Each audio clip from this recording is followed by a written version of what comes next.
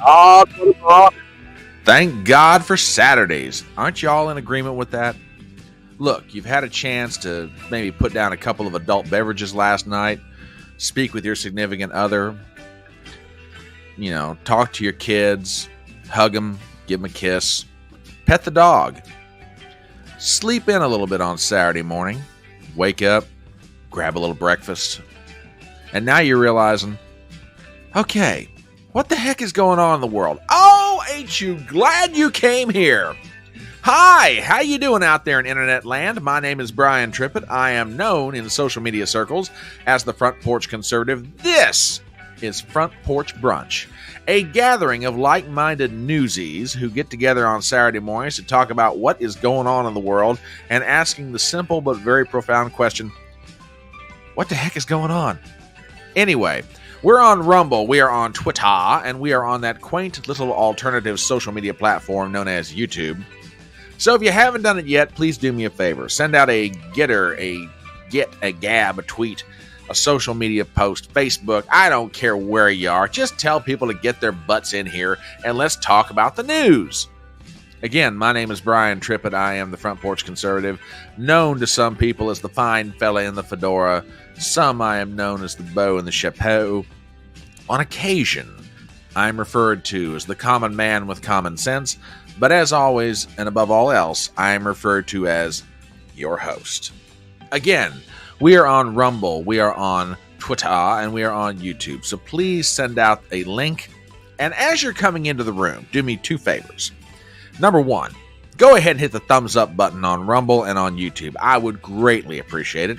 If I could get everybody to help make Mr. Algorithm happy by giving me a thumbs up, I'd greatly appreciate it. Favor number two, if you are not a subscriber to my channel on Rumble and on YouTube, please do me a favor. Go ahead and subscribe. I would greatly appreciate it. It would really help me out. This is a going little concern of a channel, and I want to see it become a going big concern of a channel. Okay. So good to see all you guys. It is Saturday morning. It is the 22nd of June. The end of the third week of this month. Can you believe how this year is going by? Oh, my Lord. Ugh.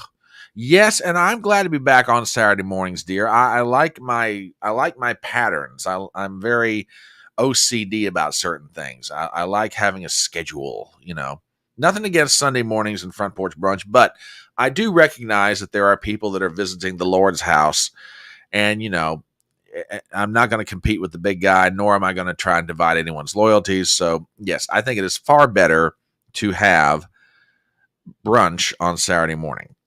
And let's see, who else have we got in the house? Yes, good morning, my dear. Always glad to see you. Mwah!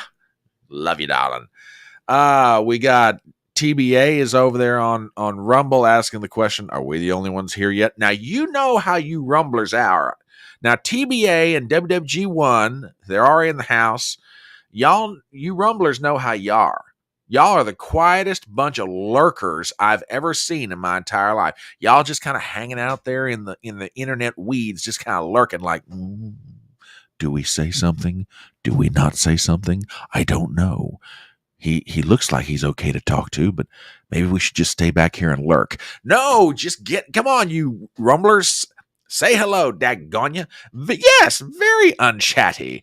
Very unchatty. How untoward, as Keanu C. Thompson might say. How untoward. No, you Rumblers, get out there and chat. Daggone ya. I love you, but daggone y'all the quietest bunch of people. Now, except for TBA and WWG1 and Gypsy, they ain't afraid to give their opinion about anything. They'll just tell you exactly what they think, whether you're ready to hear it or not. Brian, isn't that scary? Is he chat? Exactly, WWG1. Look at this face. I am sweet as sugar and as gentle as a dove. Now, you Rumblers out there, y'all can start dropping your comments anytime you want to. So there you go. So good to see you guys this morning. We have got a blue slew of stuff to talk about. Having now had, a few hours of sleep and some hours to put together what I think is going to be a pretty good shoe, as one of my broadcasting predecessor might have called it back in his day. And much to talk about, much opinion to obtain and gather. TBA says, how can anyone not like that face? Exactly. That's what I'm saying. Exactly. So there you go. Yeah, we got a bunch to talk about. And I start off by saying that this is the third week of June. The last week of the month is coming up, obviously, next week. And it's a very important week on so many different levels. You've got the first round of the French parliamentary elections are taking place next Sunday on June 30th. That's got the potential to be big time consequential. You have things going on here in the U.S. You have the United States Supreme Court about to hand down some major decisions on a whole bunch of topics touching on the question of the First Amendment, social media, the presidential election, presidential immunity, a topic that never really has been totally dealt with in the 200 plus years that we have been a republic. So you got some major stuff coming down in that regard. And finally, and perhaps most importantly for our purposes this morning, the first presidential debate between Joe Biden and Donald Trump is coming up this Thursday night, 9 p.m. Eastern. Now, if that sounds a little unusual, quite obviously it is, because normally the presidential debates don't take place until September or October, depending on how many of them there are, and when they are scheduled in the year.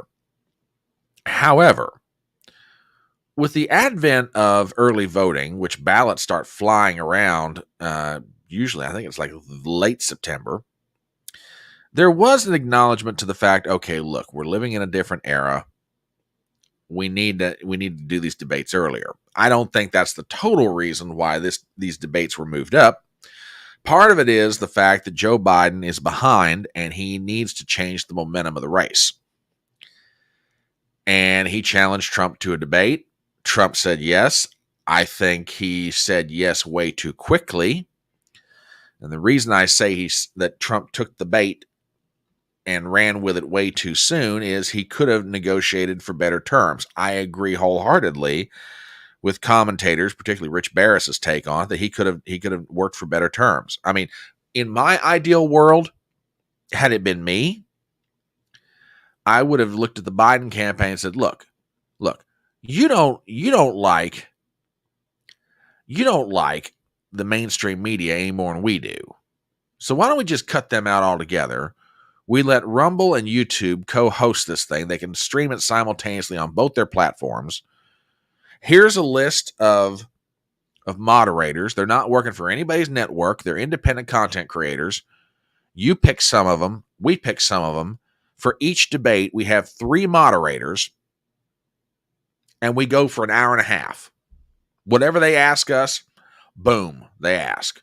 We can sort of set the general parameters for the topics, but the questions, whatever they want to ask us, we go with. That to me, would have been an acknowledgement of the times in which we find ourselves, the technology that is available, and the realities of the situation. And the biggest reality is that the mainstream media does not have nearly the influence and the power that they once had. Now, don't get me wrong. They're still powerful. They still can shape opinion somewhat.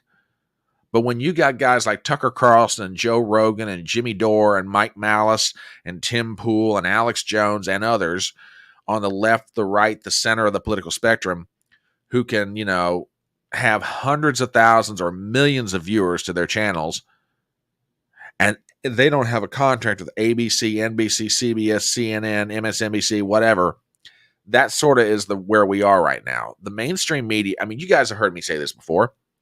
The mainstream media is a dying institution. Why don't we finally acknowledge that with how we structure a presidential debate? TBA says, well, this way, with Biden setting the rules, when Trump wipes the floor with him, then the Biden camp cannot complain. I'll say this. Is it altogether possible that Trump could win this debate come Thursday night? Yes. But be very careful working from the assumption that Biden's going to lose this debate. And we'll get into all that. We'll get into that.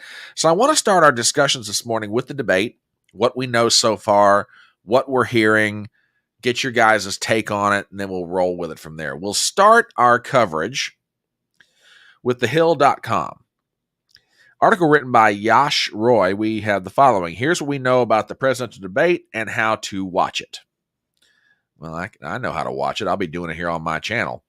4 years after last facing off against each other, President Biden will debate former President Donald Trump on June 27th at 9 p.m. Eastern Standard Time. Trump and Biden decide to flout the Commission on Presidential Debates, and if there's any one thing bipartisan these two guys agree on, I am down with that. They absolutely should flout the Presidential Commission on Debates.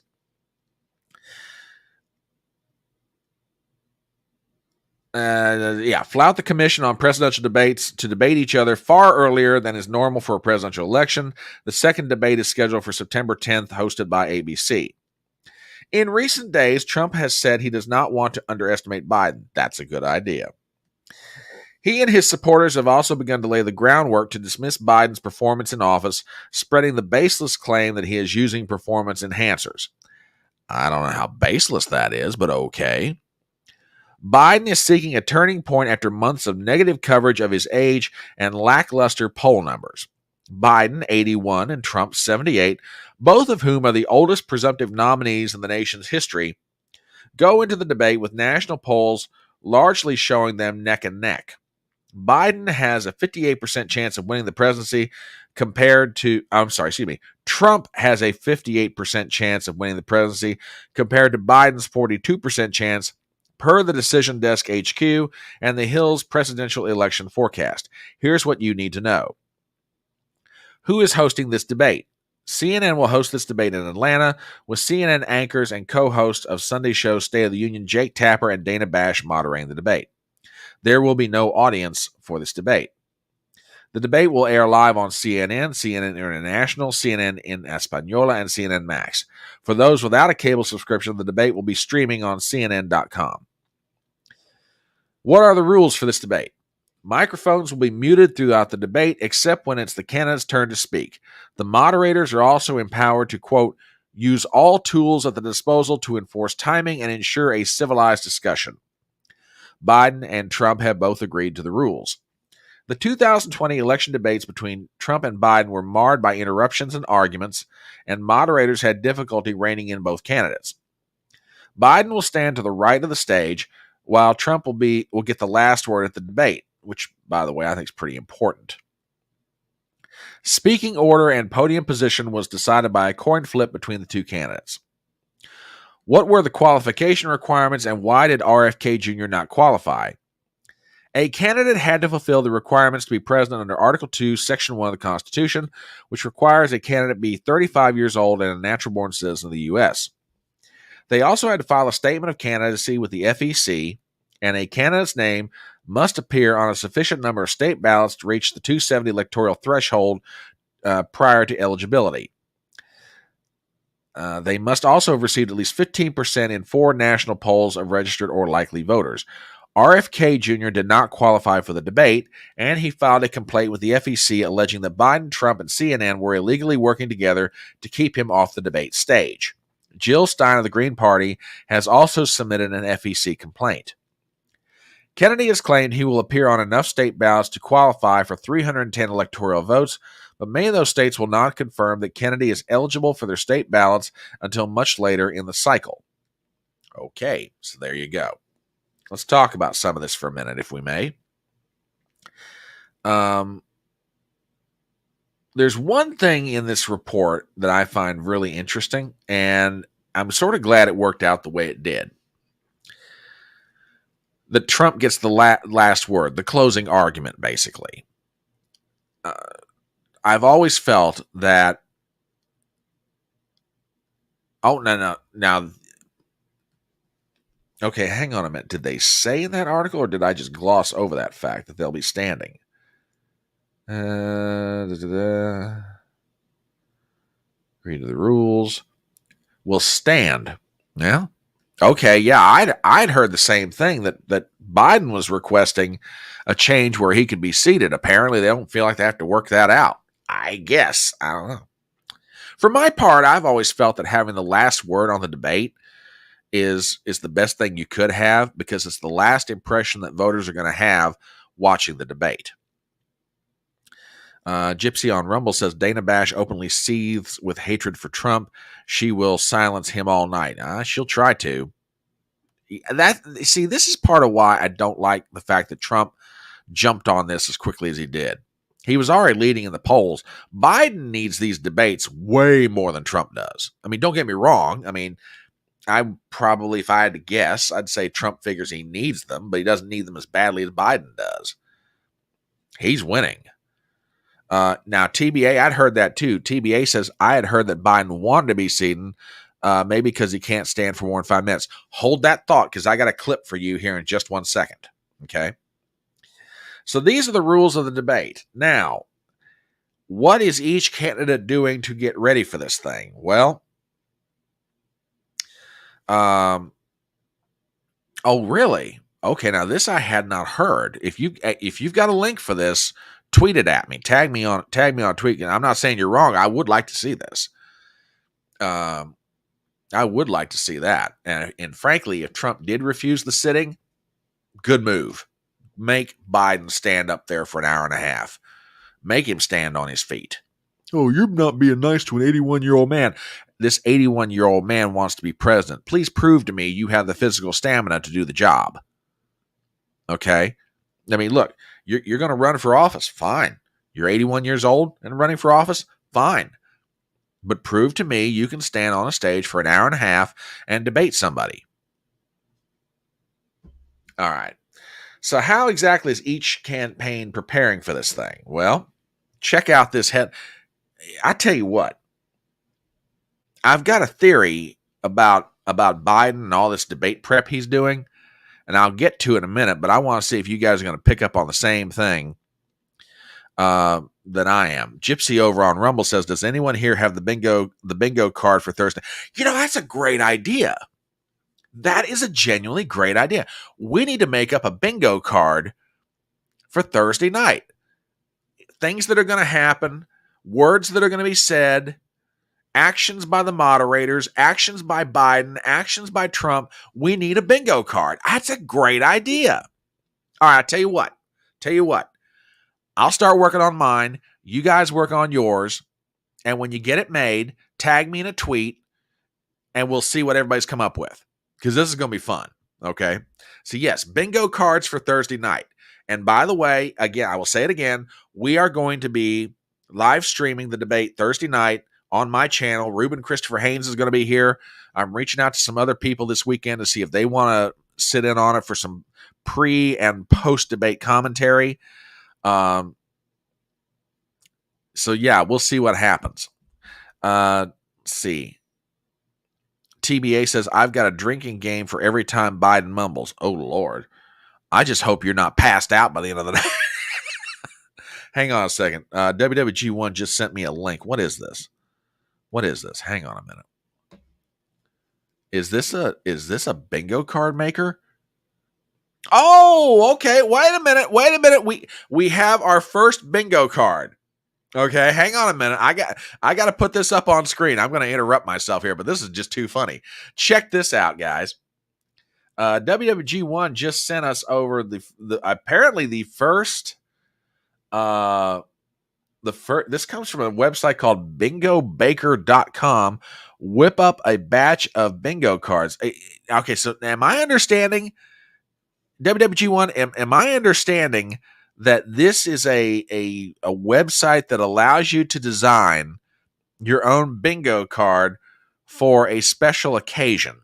Is that my understanding? Because if it is, I want to drop this link in chat and on the YouTube side, and everybody just share it with everybody. Do I understand that correctly?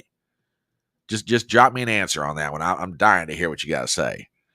But yeah, check out this bingo card. This is hysterical looking. Let's see, what do we got here? Biden says, will you shut up, man? Biden mentions how Pence isn't supporting Trump. Trump mentions Ukraine. Trump mentions Antifa. Trump talks about Hunter Biden. Oh, that's definitely going to happen.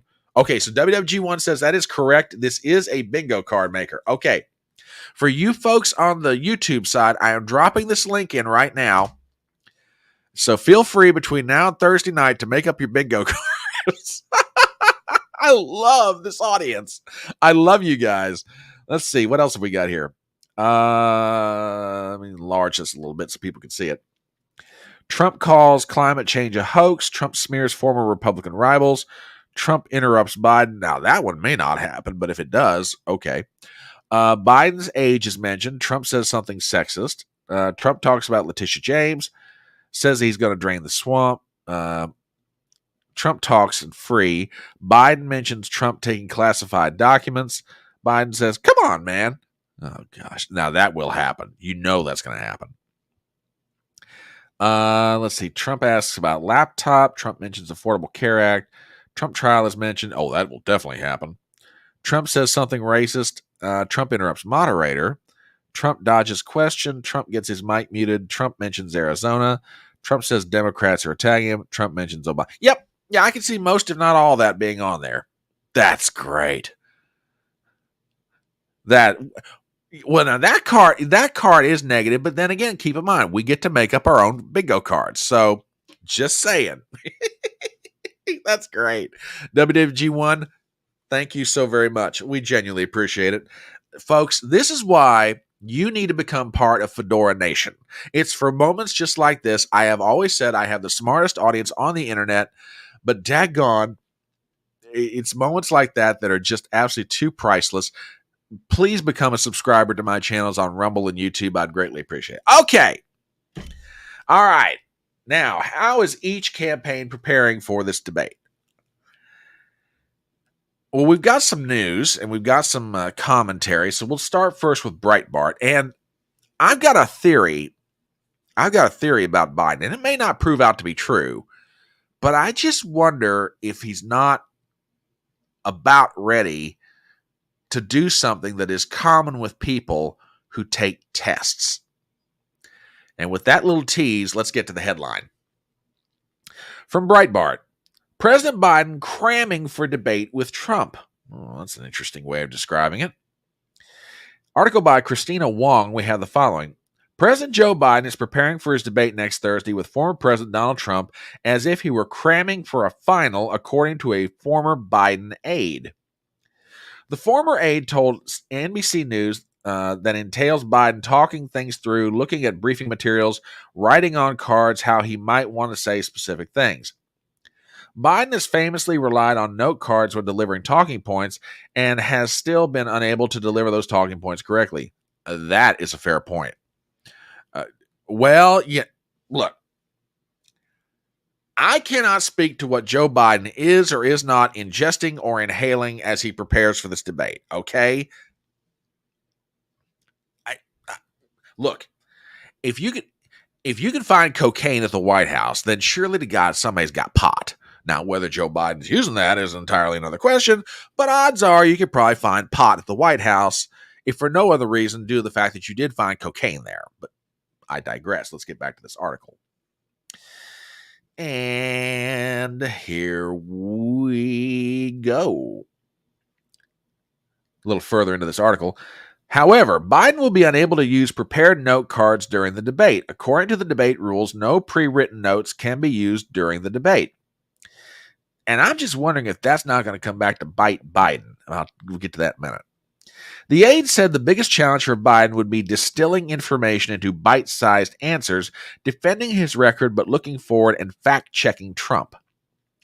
Biden is, quote, likely to be prepared to respond to attacks by Trump with muscular retorts, the former aide said. Oh, shit. Muscular my ass. Including possible references to his being a convicted felon. He is currently hunkered down at Camp David for debate prep, while Trump is holding informal policy sessions, as Breitbart has reported. While Biden could stay at Camp David until the debate, and according to his schedule, it looks like he's going to, with his advisors flying in to help him prepare, Trump will hold a rally Saturday in Philadelphia, smart move, and attend a fundraiser in Cleveland with Senator J.D. Vance, another smart move. A Biden campaign official said most likely preparations will be full-length mock debate sessions. Meanwhile, Trump has been holding the informal sessions with various advisors and senators, some of whom are potential vice presidential picks, such as J.D. Vance and Senator Marco Rubio, Republican of Florida. Okay, all right. Here's my theory of the case, and y'all tell me if you think I'm full of crap on this. Why do I get the bad feeling Biden is about to psych himself out? Well, front porch, what are you talking about? Okay, let me explain this. I want you to think back to your days when you were in either in high school or college or both, okay? And you knew you had a really big examination coming up, a big test, okay?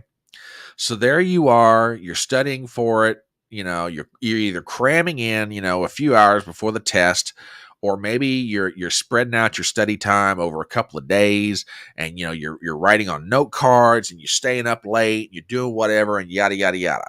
Okay. And then comes the day of the test, and all of a sudden you get brain freeze. You know the answer. You've studied for it. You've written it down. You've walked through it in your mind. Maybe you've even verbalized the question, and then you verbalize the answer. But then all of a sudden, you have just psyched yourself out. Why do I think that could possibly happen to Biden? I mean, this reminds me so much of the day of the 2000 election, and a contrast between Al Gore and George W. Bush. Now, here's what I'm getting at. On the day of the election, George W. Bush was in Texas, and he and Laura went to their local polling place.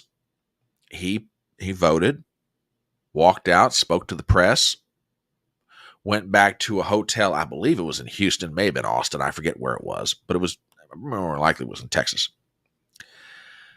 And a little later in the day, he gave an interview, and, people in the press, I mean, there's, Poppy Bush with Barbara, and there's, W with Laura, and, various family members are hanging around. And some reporter said, how do you feel about the race? He said, I feel good. It's in the hands of God. I've done everything I can do. Now, that's not exactly the exact quote, but that's more or less what he said. On the other hand, that morning in Tennessee, Al Gore had gotten up with Tipper. They'd gone to the local polling place. They voted. They talked to the press. But man, the second that Al Gore got back to the hotel, he is working the phones. He's got three different, according to reports, he had like three different laptops around him. Okay. He's calling people. He's working it. He's like, man, can you get me some votes in this town? Hey, what's the precinct looking like over here? He was just going seven kinds of crazy. And that's what I think of when I read this story about how Biden's preparing for this debate, which sort of begs some interesting questions, does it not? For example, you've been in public life for 50 years, and you've been president for 4 of them. Why do you have to take a whole week off the campaign trail to get ready for this debate? There's a theory on that from one person. We'll get to their opinion here in a minute. TBA says Al Gore panicked the night Bush won. Yeah, and he was panicking the whole daggone day. Okay.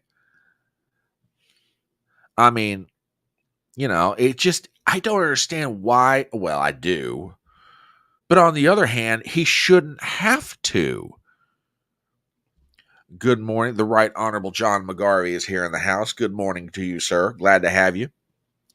WWG1 says he needs to get his blood washed. Maybe.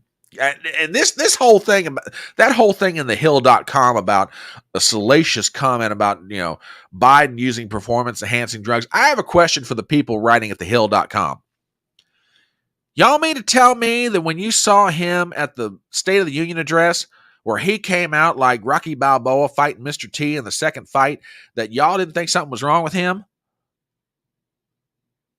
I mean, even there was a licensed psychologist in the Washington Times who made the statement, yeah, he looks like he's up on amphetamines. Or some kind of combination of drug cocktails. That's not me saying that. That's a licensed psychologist in the Washington, D.C. area, okay? So, yeah, please don't give me this whole, well, it's a salacious comment about him. Really? But why should Biden have to take a whole week off the campaign trail to get ready for this thing? He shouldn't have to. You've been president for 4 years. It's not like you don't know. I mean, and I may be wrong about this, but I'm wondering if he's not running the risk of psyching himself out. According to reports right now, he has nothing on his schedule leading up to this debate Thursday night. No press events, no functions of his office, nothing. He is hunkered down at Camp David, like dug in like a tick on an Alabama hound dog, to borrow a line from the Predator, the original Predator movie. He is dug in like a tick on an Alabama hound dog, and he ain't coming out of Camp David until he goes to the debate in Atlanta. This is crazy. He shouldn't have to do all this. And to go to the question of, here's from townhall.com, just to give you guys a little bit more on this. But yeah, absolutely fair point. He shouldn't have to work this hard to get ready for a debate. But yeah, here's townhall.com. Don't expect to hear much from Biden this week. Article Spencer Brown wrote this one. President Biden will remain out of town for an extended stay at Camp David as he is the campaign work to get the octogenarian commander-in-chief ready for next week's debate with former President Donald Trump. Already away from Washington at his home in Rehoboth Beach, Delaware, Biden will travel to the presidential retreat in Maryland on Thursday for a week-long stay at Camp David. And here is his schedule. Let me see if we can enlarge this a little bit for everybody's benefit. Yeah, here's the description. Leaving Hagerstown, Dover, Rehoboth Beach, nothing. I'm telling you, this guy is absolutely doing nothing whatsoever. This is crazy. This is just straight crazy. Okay? Absolutely insane. Now, I've got to play you this clip, okay? This is a reporter for ABC News. I want you all to hear this because this just kind of just boggles the mind. Listen to this comment and tell me what you guys think, because this is terribly amusing. Now, part two of that, Phil, of that debate prep, it's going to be actually putting that into action with these mock debates. This is going to include a 90-minute formal debate where the president is standing up on his feet the entire time, trying to mirror what he's going to have to do in real time next week. Did you guys catch that? They are actually making it a point to point out to people that Biden is going to be practicing standing on his feet for 90 minutes.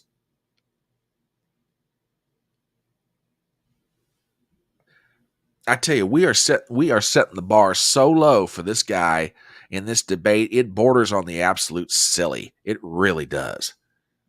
Just absolutely amazing. That standing on his feet is a major accomplishment for 90 minutes. Now, and like I said, if this were any other 81-year-old person, I would say, okay, that's a great accomplishment.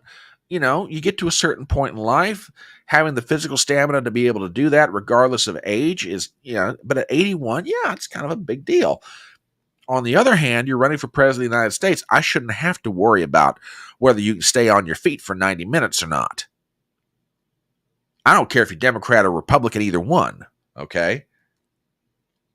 This I should not be sweating. Now, I want to play you... Now, so that's what Biden's doing. I want to turn it now to Trump. I have been saying for the longest time, okay, that Trump should not take this debate lightly. He should prepare for it. He should absolutely... be on it, bring his A game, get a good night's sleep, go over some policy stuff, which he's doing with Marco Rubio, Vance, and others, and come into this thing and knock it out of the park. Take a look at your previous debates that you had with Biden, learn from it, okay, and then go in this debate and absolutely treat him like Muhammad Ali against Sonny Liston. Put him on the ground. Verbally speaking, of course. Don't freak out, YouTube. I'm just being a little bit dramatic with my language. So, how seriously is Donald Trump taking this debate? I want to take you to a clip. Maggie Haberman of the New York Times. Hello, Zippy. How you doing? Good morning to you, sir. Maggie Haberman of the New York Times was appearing on Anderson Cooper 360 on CNN, and the question was asked, how important does Trump view this debate? Let's listen, see what they got to say. Now with the new debate prep reporting, New York Times senior political correspondent Maggie Haberman. So what have you heard about how Trump is taking this? As you note, there are ample opportunities for Trump to make flubs, as much as he tries to point out what Biden does. Trump is taking this more seriously than people allow publicly, right? I mean, in public, his aides often downplay the prep that he does. Right. He's been doing not standard debate prep. He doesn't have stand-ins as of now for Biden in these debates. So he's not doing mock debates. He's not doing mock debates. Now that could certainly change, but he's been doing what they've been describing as policy time, where they bring in different people to brief him. A bunch of senators have come in. Last week, Senator Marco Rubio and Senator Eric Schmidt both briefed him at the RNC headquarters after his meetings with lawmakers around Capitol Hill, which was his first major meeting with party members since he became the presumptive nominee. And they are focusing on various issues that could come up: abortion, healthcare, energy, COVID, and then very specifically, and this was one thing that came up last Thursday, what Trump will say when asked January 6th related questions, particularly his statements about pardoning some of the people who were arrested in connection with the violence that day. So will he will he try to be vague and not be pinned down on whether he'll pardon them all? On that one, what they are hoping he is going to say, and again, who knows what he'll actually say, but what they're hoping he is going to say is some version of, it depends on the case. He has left it much broader in the past and said he'll likely pardon people, again, across the board. I think that they're going to try to have him point to specifics, including people who were arrested where they were not that close to the building. Okay. So Trump apparently has been listening to this live stream. Donald, we're glad to have you in the audience. Do you know what a shock I'd have one of these days if one of his people reached out to me and said, by the way, the former president would love to come on your live stream. Can you squeeze him in? Let me think about that. All right, I joke, but you get my point.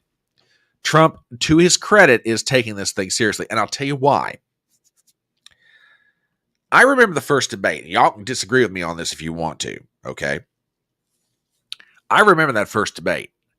I thought Trump came off as boorish. He was constantly interrupting Biden. He was trying to get the last word in or the first word, depending on how many times Trump interrupted Biden. He just came across as heavy-handed. And even Biden realized, oh, okay, keep. And he even said, keep yapping over there. Go ahead. Keep running your yap.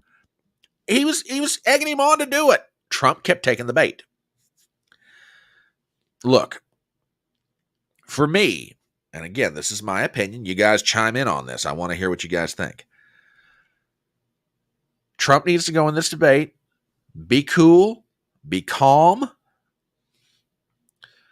Don't let them get you rattled.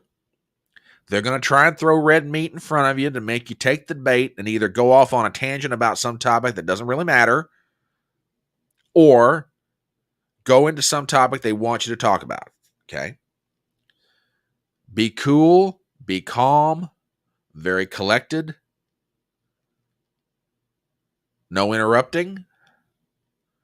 Make your points, point out where Biden is wrong, make the contrast. Obviously, I'm not saying be a wimp about this, but there are ways of being strong without being over the top doing it in a debate. And if Trump can master that, he's home. Keep this in mind. All Trump has to do is show up, be competent, be cool, be calm, be collected, make the case for the points you have, and walk out the door. All the pressure is on Joe Biden. All the pressure is on him to perform, to be seen to be able to perform, to be able to look like he can go toe-to-toe with Donald Trump, to make sure that he, for 90 minutes, he does not have a verbal gaffe. All the pressure's on Biden. Okay? Trump, just show up, do your thing, and leave. And to that point, I said the other day that CNN maybe set up these rules and they didn't realize what they were doing. Kate Benningfield appeared on CNN this morning last week and talking about the debate and everything coming up. I want you to hear something she said.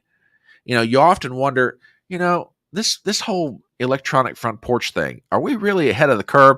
Folks, we are more ahead of the curve than y'all know. Check out her comments. Listen to the back half of this if you think I'm crazy.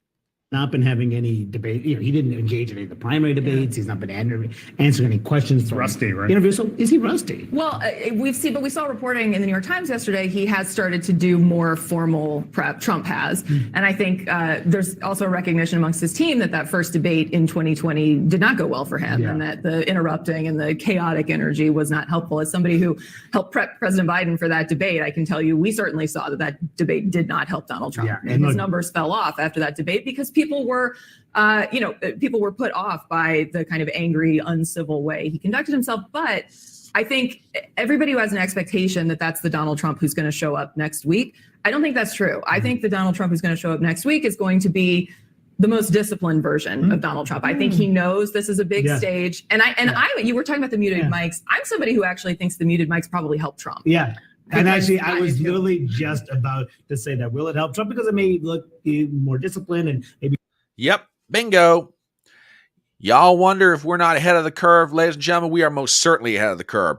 We all said a long time ago, the fact that they were going to mute these mics would probably wind up helping Trump. I don't know if CNN realizes what they've done, at least on that score anyway. They're going to wind up helping Trump because if he's got this urge to just jump in on something, he's not going to be able to do it. Okay, now look, there's some kinds of performance. There are other kinds of performance. I cannot speak to that performance. That's between him and Jill Biden, okay? I'm just talking about his debate performance. But thank you for the contribution.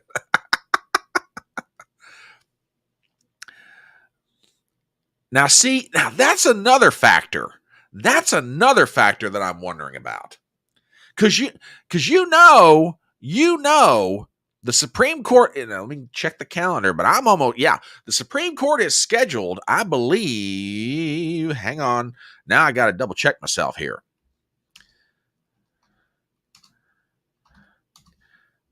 I got to look at this real quick. The day before, on the 26th, the day before, the Supreme Court is scheduled to release opinions. So you know that it's going to be asked about. You know it's coming, okay? So let me go back to the Right Honorable John McGarvey's comment. If Biden flops, prepare for riots on Friday because SCOTUS drops to maybe. We shall see. WWG1 over on Rumble says, instead of a debate, Biden could just take fight Trump behind the woodshed. He's threatened that in the past. Oh, goodness. Yeah, that's just, I'm telling you, I mean, the irony in all this, at least to me, and again, drop your comments because I'm dying to hear what you guys think. The irony in this to me is that supposedly something that does not matter anymore, the debates, because now it's really just about mobilization more so than persuasion. The irony of it is this may be one of the most watched debates in presidential history. Now, we'll see. I mean, it might not be.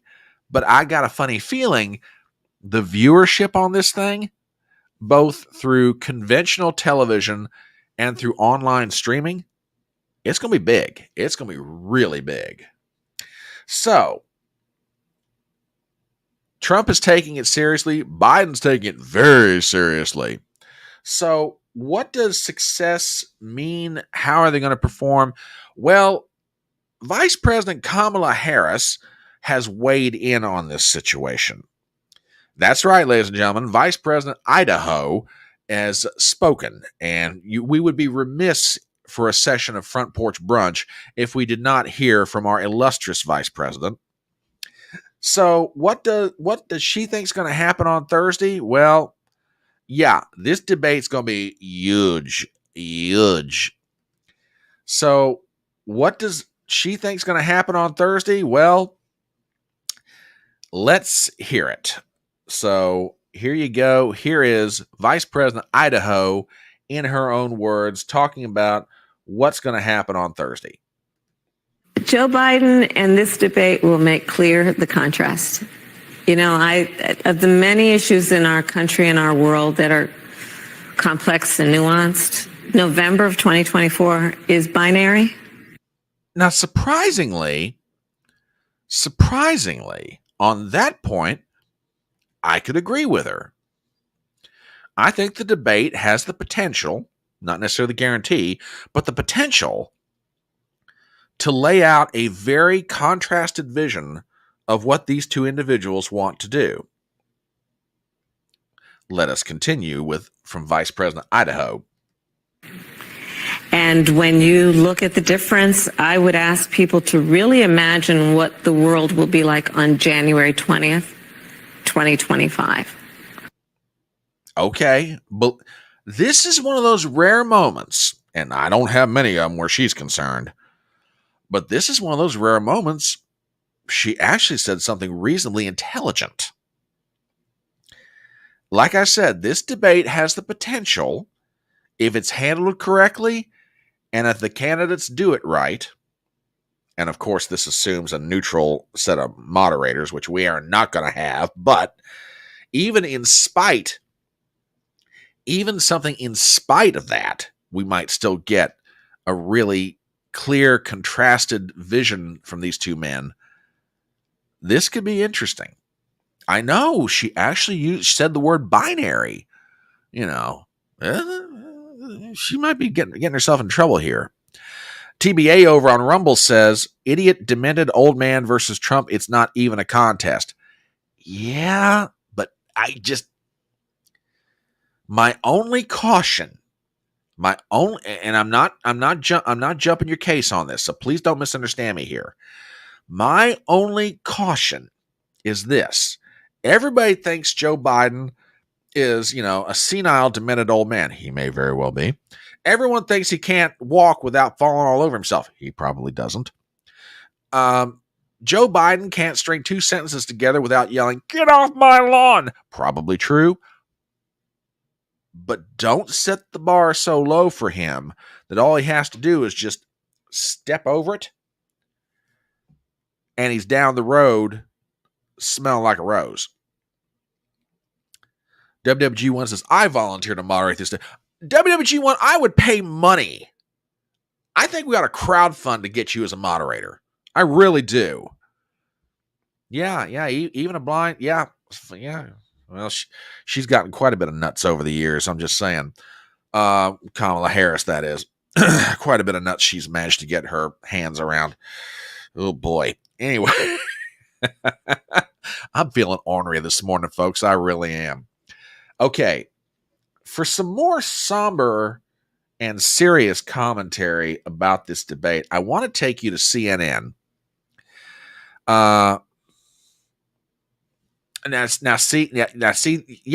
This is my point. You cannot depend on Biden normally acting like Joe Biden anymore. Okay? Because they'll be just like the State of the Union. I don't know what they're going to pump into his system out there, Camp David, but don't you think they won't do it. I'm telling you, he's going to come out swinging like Rocky Balboa in one of the movies. I'm telling you, he's going to be hyped up good. Anyway, CNN, Van Jones, who I disagree with more often than not profoundly, but there are moments when he's an extraordinarily honest commentator. Okay. He appeared with Jim Acosta and one other guest, and they were talking about the debate. What are the stakes for Joe Biden if this doesn't go well? Take a listen to this. And Van, how big of a moment is this for the president? I mean, I talked to folks in the Biden world, Democratic Party, and they say this is a hugely important moment for the president. This is the entire election, as far as I'm concerned. The entire world will be watching. If you are a carbon-based life form, you're going to be watching. If you've got a functioning brainstem, you're going to be watching. Because if Biden goes out there and messes up, it's game over. If he walks out there and a week later he's lower in the polls, it's panic in the party. But if he goes in there and he can handle himself against Donald Trump, a runaway train, a locomotive, a raging bull, then this guy deserves another shot to be president, because that is tough. You couldn't do it. I couldn't do it. If you can stand toe to toe with a runaway train like Donald Trump for an hour and a half, you are fit to be president, period, point blank. This is the whole presidency in a bottle in a week. Now folks should begin to understand why Joe Biden moved up this debate. I mean, look, the polling all year has been at a minimum problematic for Joe Biden. He can't put this guy away. He can't get rid of Donald Trump. Okay? January 6th, they've tried to hang on Donald Trump. It hasn't worked. 4 different indictments in 4 different jurisdictions around this country hasn't worked. A case up in Manhattan that actually went to trial, went to a jury, and Trump's found guilty on 34 counts, and it's not having an effect on the polls. Trump is still leading Biden in every swing state, if you believe the polls. In some cases, depending upon which state we're talking about, the lead is enormous. Ann Seltzer's poll out of Iowa is proof of what I'm talking about. According to her, Donald Trump is beating Joe Biden like a drum by upwards of 18%. Biden can't put him away. The Biden campaign knew they had to do something to change the dynamic. Hence, they wanted to debate very early and get it out of the way for any number of strategic reasons. Because it's like Van Jones said, Biden screws this up. If he has a bad performance against Trump, his fault, perception fault, whatever it may be, you're going to have people break the glass on the alarms and start pulling them. This talk about replacing Biden before the convention is going to get louder and louder and louder. There'll be no stopping it. Because after the debates, what's left for Joe Biden? It's all downside from there. And here's what I'm talking about. Joe Biden's presidency for the remaining, 4 months, is hanging on like a thread. Translation: there can be no external event that comes along to disturb the balance that he's got right now. What am I talking about? Okay, here's an example of an external event. What if the Russians force Ukraine to the negotiating table before November? What if the Russians make enough gains in Ukraine on the ground that finally Zelensky says, I've got to stop this? Or if not Zelensky, somebody else. There's another one. What if Zelensky is removed by way of a coup? You mean all those billions of dollars that we've pumped into Ukraine, and now we have no idea what the hell kind of government is running the country of Ukraine, where we've pumped upwards of $200 billion into their country in military assistance and straight money and everything else? What if Zelensky's forced out? Which could very well happen. What if the situation in the Middle East gets worse? What if we have a natural disaster here in the U.S. that Biden, for whatever reason, is not responding to appropriately?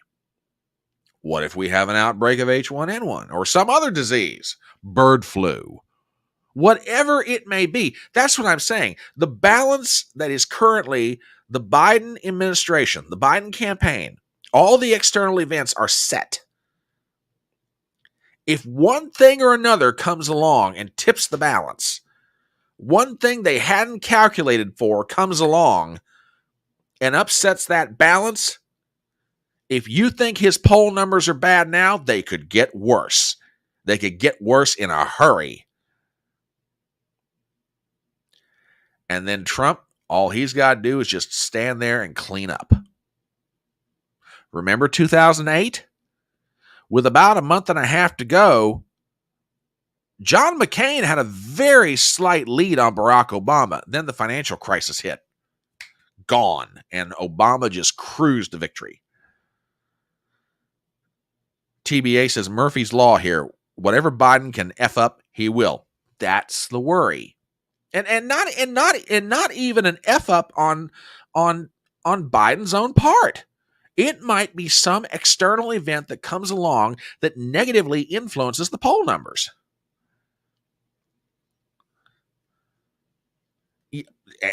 I could see this happening. They could try it. They could absolutely try it. They could absolutely do it. You know. Well, now, okay, Hawaii is what I'm thinking of. But yeah, your point's perfectly valid. He didn't even respond to that adequately. But I mean, there's any number of things. And sometimes this is what happens in a presidential election. You know, for all the planning and all the calculation and all the strategy and all the everything else that goes into it, there is one thing that comes along that nobody saw coming and absolutely upsets the apple cart. You know? So that's where we be with regard to the debate. The debate is in less than a week. They're both getting ready for it. We will see what happens. I'm dropping something in chat on both sides for your amusement, and I think you will enjoy watching it. Runs a little bit too long here, but I think you'll get a kick out of it. That's why I'm dropping it in. Okay. It is, what time is it? Oh gosh, I've already been rambling for about an hour. But then again, this was a pretty good rant, if I do say so myself. All right, let me do a real quick commercial. We'll move on to our next topic. My name is Brian Trippett. I am the Front Porch Conservative. If you just happen to be stopping by on a Saturday morning and you're wondering, what the heck is this guy doing?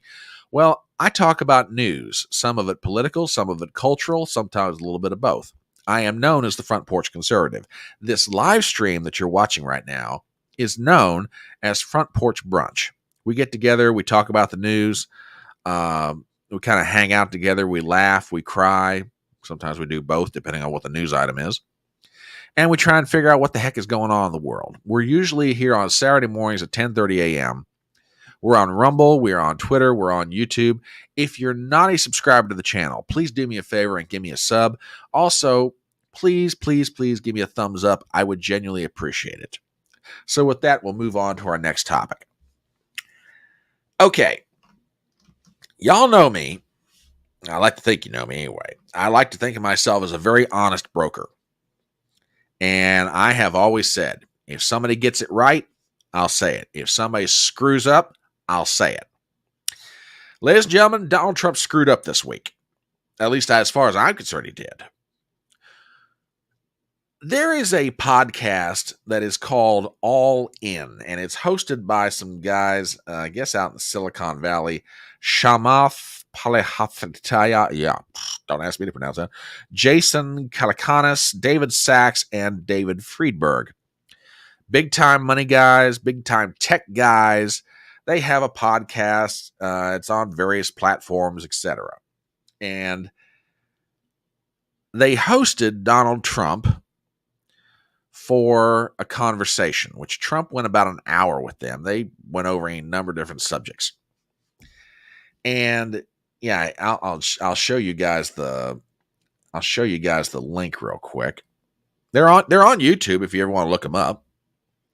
And by their own headline, they cover all things economic, tech, political, social, and related to the game of poker. So there you go. Well, anyway, Trump is on with these guys, and he gets asked a question. Now, I've been trying to find a really good clip of this, and I think I have, because I want this played in its context. Okay?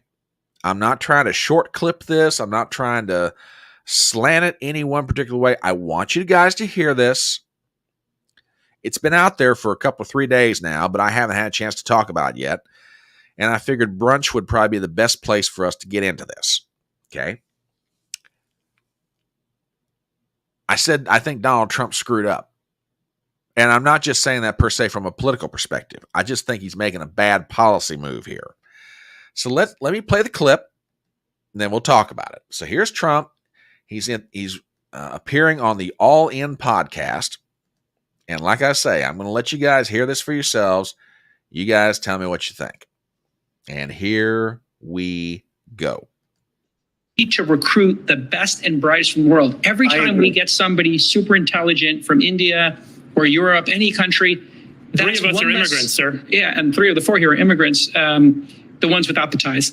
And we can get these great people into our country, and that's a loss for our adversaries and our competitors, and it's a gain for us. But I've never heard you talk about this. Can you please promise us you will give us more ability to import the best and brightest around the world to America? I do promise, but I happen to agree. That's why I promise. Otherwise, I wouldn't promise.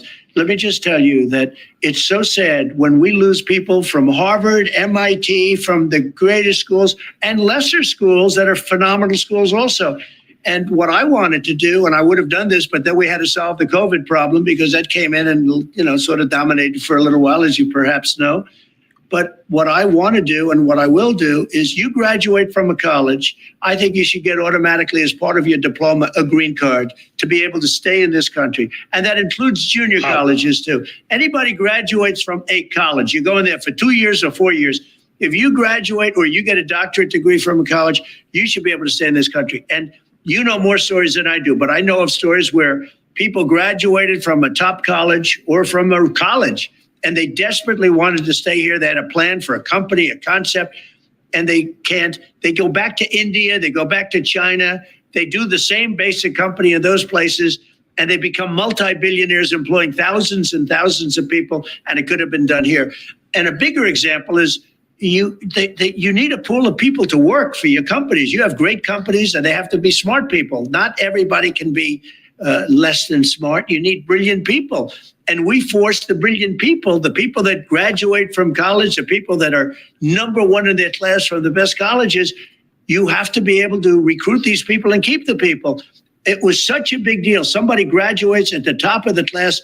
They can't even make a deal with a company because they don't think they're going to be able to stay in the country. That is going to end on day one. That's fantastic. Yeah, that's great. Well, I think we all wholeheartedly agree with that.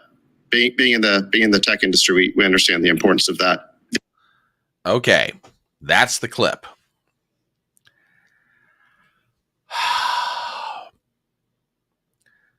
Guys, I'm not going to lie. I'm not happy about this. I'm really not. To me, this seems like a reversal of position. And when I say I'm not happy about it, I'm not even necessarily talking about in the political context. Okay? Lay aside the question of political strategy or anything else. That's not what I'm talking. I'm just talking about basic policy here. Okay? Here's my problem with this. And I can understand in one sense the argument. Okay? I can understand the argument. Look, you've got people who are coming to our schools. They graduate at the top of their class. They're very smart people. We can't recruit them here. They're automatically going back to their country. They're starting a company over there. They're making millions of dollars. They're making their country millions of dollars in taxes, whatever. Okay? Excuse me. What about American kids?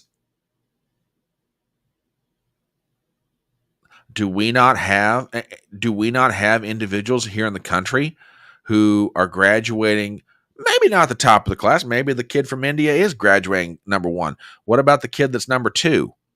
Or could be number two if we could get them into the college? I mean, I don't see how this policy that he's espousing moves us down the line moves us down the line to becoming a better country, especially for our own citizens. And I'm not trying to be provincial. I understand that we live in a world economy. But, I don't think this is right. I really don't. And especially after years of saying that, I wouldn't do something like this, now you've reversed position. And I'm not the only one that's come to this conclusion. I've got an article here from Politico, and look, I may not like what Politico writes sometimes, but on this one, I can't disagree with them. Here's the headline. Trump keeps flip-flopping his policy positions after meeting with rich people. Top CEOs were seen nodding their heads when Trump talked about finding ways to keep American educated talent at home. Article by Meredith McGraw, Adam Wren, Natalie Allison, and Adam Cancrin. Donald Trump privately hinted at a shift in immigration policy at a business roundtable meeting last week. He told the group, "We need brilliant people in this country," according to those in attendance, who was granted anonymity to describe a private meeting. When he talked about finding ways to keep American educated talent at home, some top CEOs like Apple's Tim Cook were seen nodding their heads.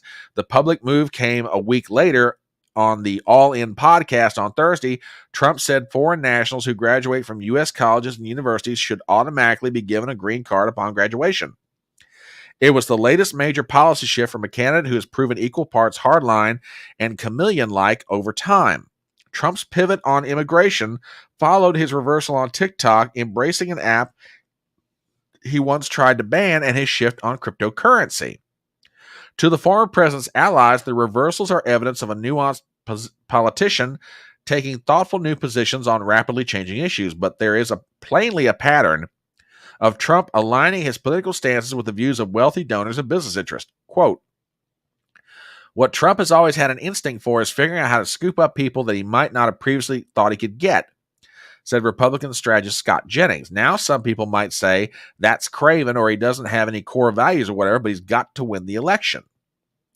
Trump's comments on visas did not come out of the ether, but evinced an evolution on immigration, an issue that's been a resident of his political story. When he spoke to the Business Roundtable last week, some of the titans of tech industry seemed to breathe a sigh of relief when Trump appeared to support keeping high-skilled immigrants in the U.S. Then on Thursday, Trump fielded a question on the All In podcast hosted by Silicon Valley venture capitalist and Trump donors David Sachs and Chamath, unpronounceable name number one. And then they go on to give the answer. For Trump, who has demonized undocumented immigrants and railed against record levels of migration at the southern border as a cornerstone of his 2024 campaign, it was a significant change.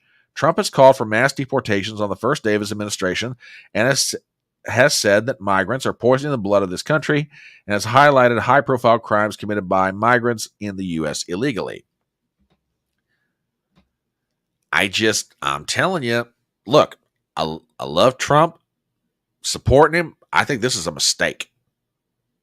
I think this is an absolute mistake. Yeah, but then again, it's like you said, what's the incentive for U.S. citizens? Here's a tweet, and I'll get to more of your comments here in a second. I just want to lay all this out for you guys.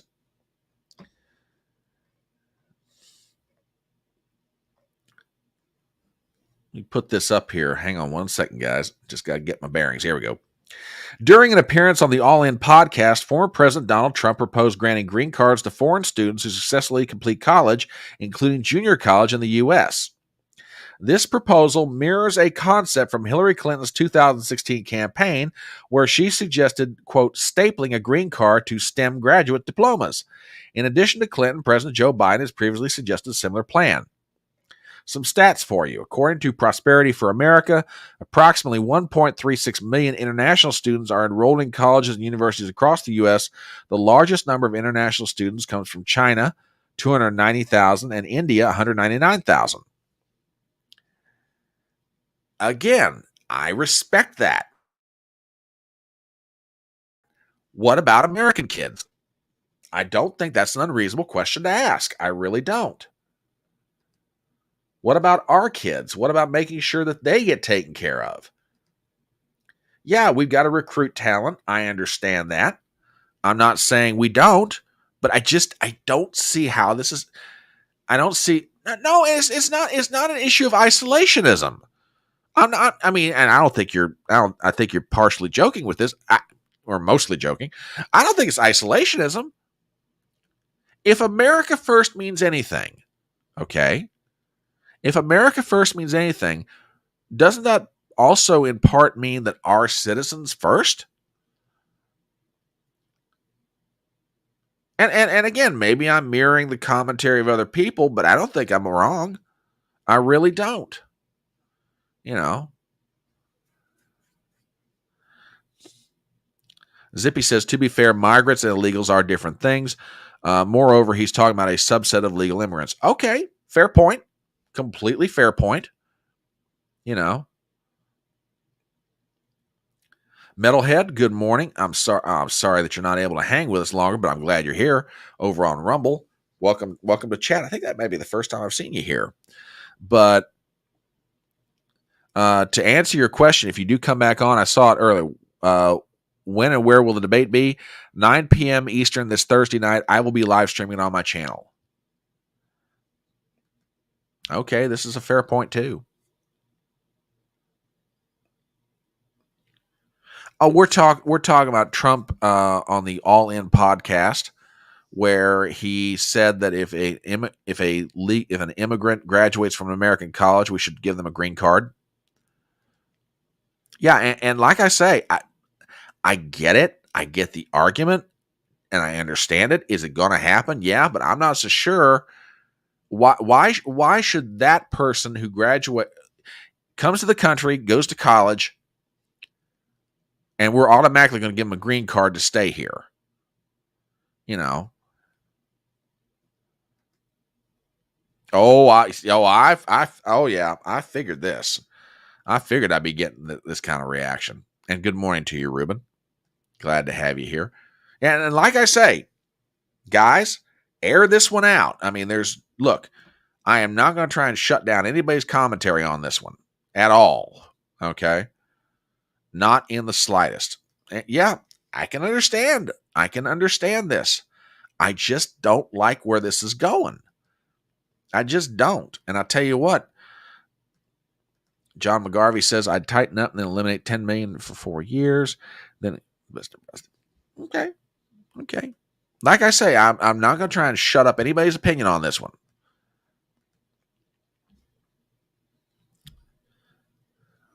You know. So yeah. One more on this, and he can say it far better than I can.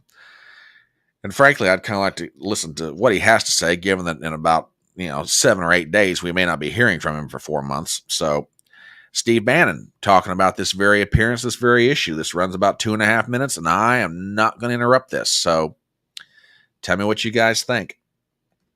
I believe we have to dramatically cut the number of foreign students that are here. We have to give those billets and have those billets open to American citizens, African Americans, Hispanics, and this is why we do the STEM programs in the schools and to feed that. You're not going to change things, fundamentally change things, in high value added jobs until people start filling those billets in the university. And what's the scam with the foreign students? The kids in the state are paying, 10, 15, 20,000. The foreign students are coming in, they're charging them 45, 50,000. And the nations are paying for that. Their countries are paying for that. That spread, that arbitrage, that spread is what pays all these Marxist professors on 10 years retirement. Screw that. Screw that. They're using it as a financing mechanism. No, this is about American kids. This is about generations of American kids. You want to take that 29-year-olds and give them faith in the country, then let's get a deal for them. Let's say, no, you come first. Before any foreign citizen, even the foreign citizens with 800 math scores, you come first. Imbue that into the American people, and you'll see a change in spirit in this nation right away that, hey, you're an American citizen, you get a special deal. Above anybody else in the world, you. Because this is the United States of America. Number two, so radically cut that. I mean by 50%. And everybody knows I, on occasions, take an extreme position to kind of pull the Overton window over. Number two, the exit visa should be clipped to the diploma. The exit visa. We can't make the world, okay, we can't keep the world on our shoulders and keep spending money on all these forever wars and this international apparatus in this empire. We want the nations of the earth to also make themselves great again. People by and large want to live back where they come from and where their folks are and what their culture and society is. Yes, let's take them in on a selective basis, train them up, let them root for college football and get all the, you look at the college football stands, the diversity, it's fabulous. But then it's time to go back home and make your country great again. Work for your country and make it great again. That is the way we go as nations of the earth, and we move together. We can't suck it all in like Britain did. You can't do that. Then these are going to be shells of each other. And these people are going to be left behind. Bannon's got a point here, and I want to expand on this a little bit more. I have never liked the way that the U.S. handles foreign policy and particularly immigration in one aspect. Okay. And here's what I'm getting at. We keep opening the doors for people to come in. Okay. Now, right now we're having a big old family fight about who should be coming in, how they should be coming in, what our border should be like, etc. Don't get me wrong. Let's have that fight. Okay. That's a family fight. Cool. But the thing that pro wide open, pedal to the metal immigration people don't understand is you are robbing the intellectual and physical capital of nations around the world by opening up the borders and letting them come here. Okay? Now, don't get me wrong. If somebody wants to immigrate to the United States and become a citizen, they want to obey our laws, they want to, go through the processes, they want to assimilate culturally, intellectually, etc., take the oath, become a citizen of the United States, great. Love to have you. Come on in, brother or sister. We'd love to have you here as part of the great American melting pot. Okay? But there's a price. For every person that leaves somewhere in the world to do that, that nation that they're leaving is diminished just a little bit. Okay? What happens when you start stripping intellectual and physical capital out of nations in Central and South America to the point they got nothing left? Now, y'all think I'm being a little bit over the top about this. I don't think I am. One of the biggest complaints of leaders from the areas of the world that I'm talking about is that you're taking away our best and our brightest. WWG1 says instead of a melting pot, it's more like a chunky stew now. You ain't wrong. I just, like I say, I like Trump. I'm supporting Trump. This, from a policy standpoint, is a mistake. Are there going to be students who come here at our universities and, we try to recruit them? Yeah, but the process of just saying, hey, let's automatically give them a green card. No. I'm not down with that. I am not down with that at all. And good morning, small time. Haven't seen you in a while, brother. Hope everything is well for you and yours. I don't like where this is going. I mean, if that's where Trump's thinking his head is at, no, not at all. And yeah, and Bannon does make a good point. Our kids first. Our kids first. Glad to have you come in from other countries. I'm glad you like our universities. Cool. Yeah, and this point is perfectly valid. There's a good amount of Pakistani resident physicians in training in yeah. What about, why can't they? And again, I'm not trying to run them out of our nation. Don't get me wrong. Like I said, if someone wants to come here and become a citizen of our country, cool. I think that's great. But what about the nations from which they come? Are we going to just strip out all their intellectual and physical capital and say, hey, we want it all here? No. I mean, don't get me wrong. I'm all for trying to make America the best nation it can possibly be on just any number and all of different grounds. But this idea that we're just going to hoard it all for ourselves and everybody else can have the crumbs off the table that we pass out to you. No, bad idea. Bad idea. You're setting up impoverishment. I mean, look, is there a balance to be achieved? Yes. I think there is. Should we try to find it? Yeah, I think we should. How we get there? Okay, we're going to, Ruben walks in the room, here's what Trump's, hell no, we're not doing this. And look, like I said, I'm not trying to shut anybody down on this one. I mean, air it out. Is there a balance to be had and a balance that we should try to achieve? Yes. How we get there is going to look different from everybody's perspective. But the idea that we're just going to give automatically green cards to kids from foreign countries who graduate our schools, no, this is a bad idea. With all due respect to Trump, this is a bad idea. Like I said, forget the politics. I'm just talking about the practicality of it. I'm talking about the actual practical policy effect. Why, Ruben, don't hold back. Tell me what you really think. No, and I'm not busting on you, dude. Because I had a feeling if you showed up this morning and you heard this, be like, oh, hell no, we're not doing this. And I don't think we should. I mean, like I say, if I think Trump gets it right, I'll tell you. If I think he's screwing up, I'll tell you. He screwed up on this one. And he's screwing up on this one. This is not a good idea. Let's find a balance on this.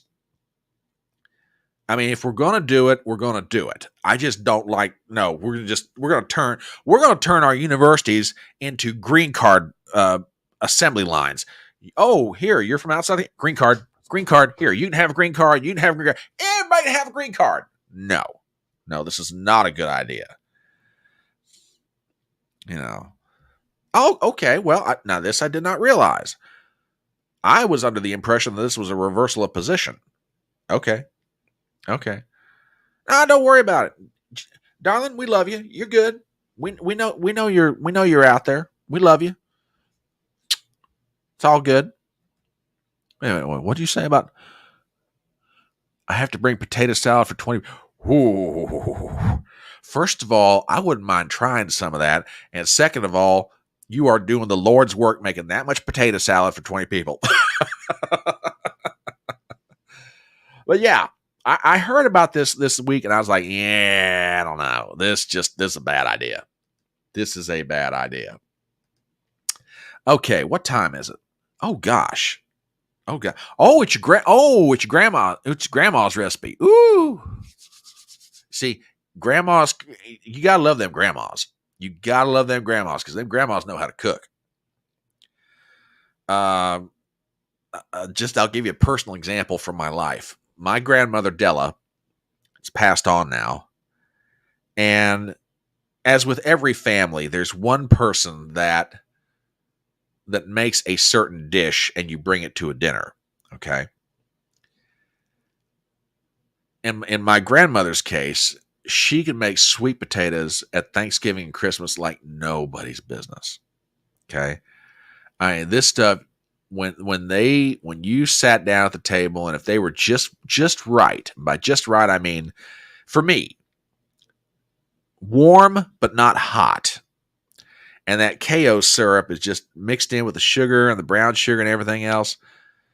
That's just a touch of heaven. There was one little problem. The problem was my grandmother would make the sweet potatoes, but she'd never really take the time to teach you how she did it.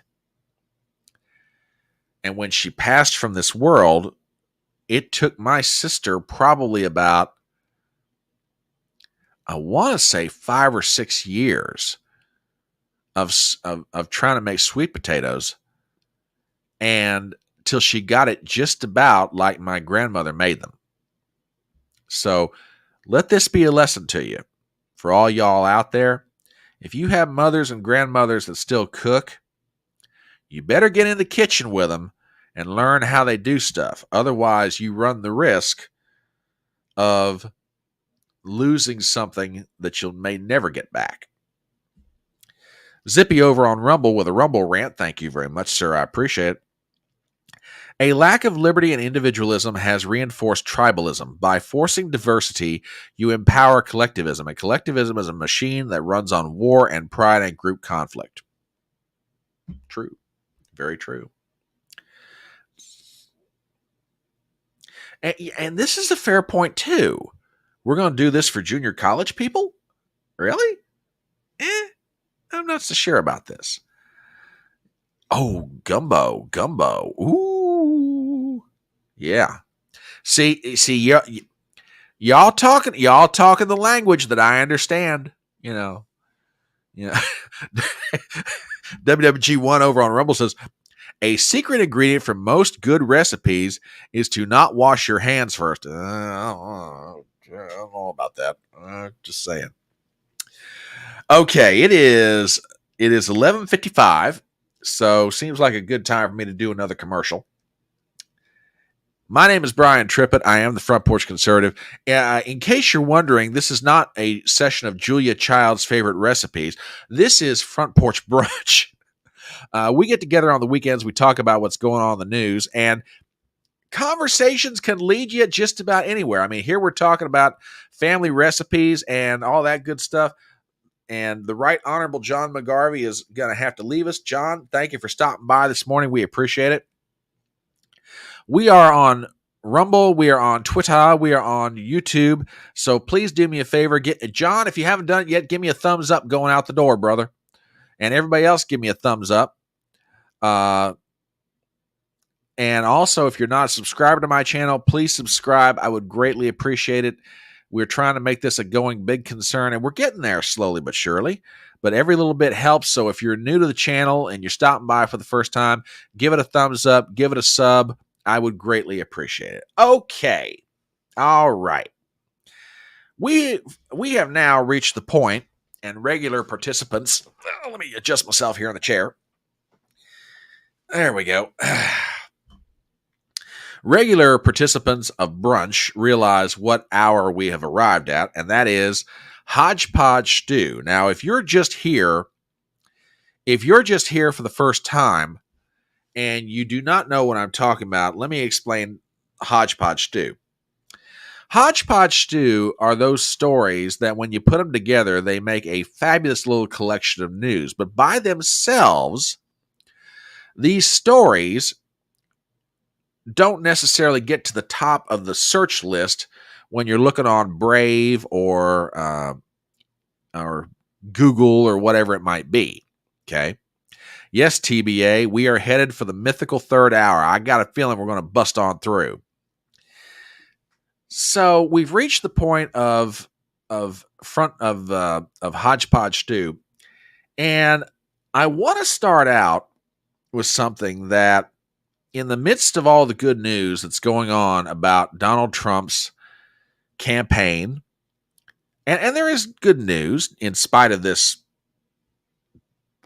wretched policy idea that Trump's got, there is good news about the campaign. He's leading in polls in certain states. He's raising money hand over fist. Big rallies are coming up. He's going to be in Philadelphia today. Ruben, didn't know if your friend over there would be interested in going to this, but apparently Trump's going to have a rally in Philly. I'm not exactly sure where. Well, I'll tell you what. Give me a second here. I'll tell you where it's at. I know he's going to be in Philadelphia. It's the where is the question.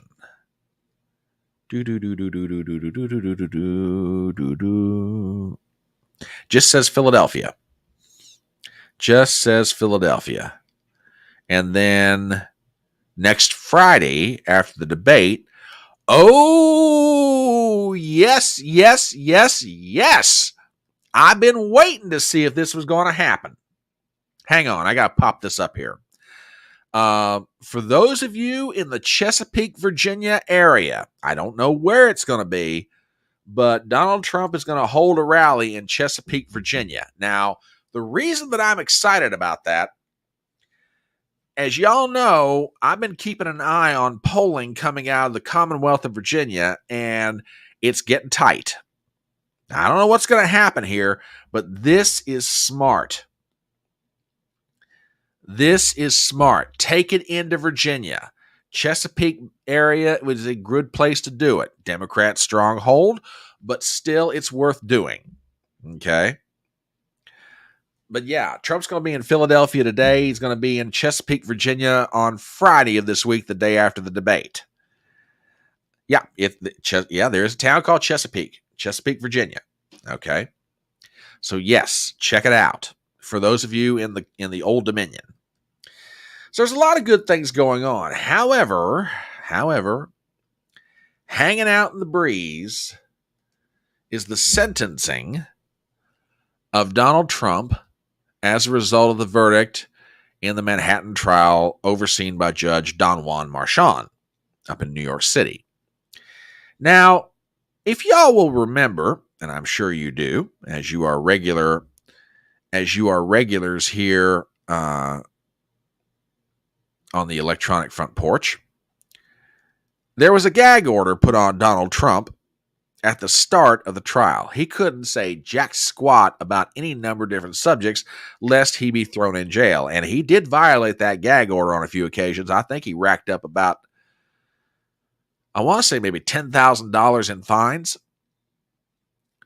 And he did not get any jail over. They didn't jail him overnight. But Marchand was just within an ace of doing it. Well, would it surprise you to know that that gag order is still in place? And this starts up our first story for HodgePodge 2. From justthenews.com, headline, New York prosecutors urge Marchand to keep Trump gag order over fears he would criticize the jury. The prosecutors in a court filing approved of lifting the gag order on Trump when speaking about witnesses in the case, but said protections for the jurors and the court staff should remain. Oh, I know exactly what this is about. Article by Misty Severi, we have the following. Prosecutors in former President Donald Trump's hush money case on Friday asked Judge Juan Marchand to keep certain parts of a gag order on the former president in place that would prohibit him from talking about jurors. Trump was found guilty by a New York jury last month on 34 counts of falsifying business records to hide a hush money payment to former porn star Stormy Daniels. Trump is expected to appeal the conviction, but will be sentenced on July the 11th.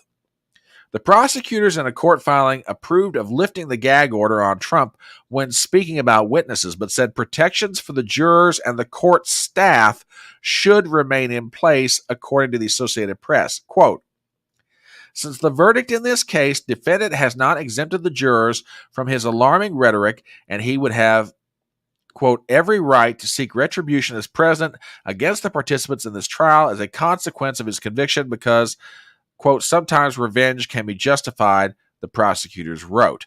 Okay, let's just get right down to brass tacks, y'all. This has nothing to do with the jurors.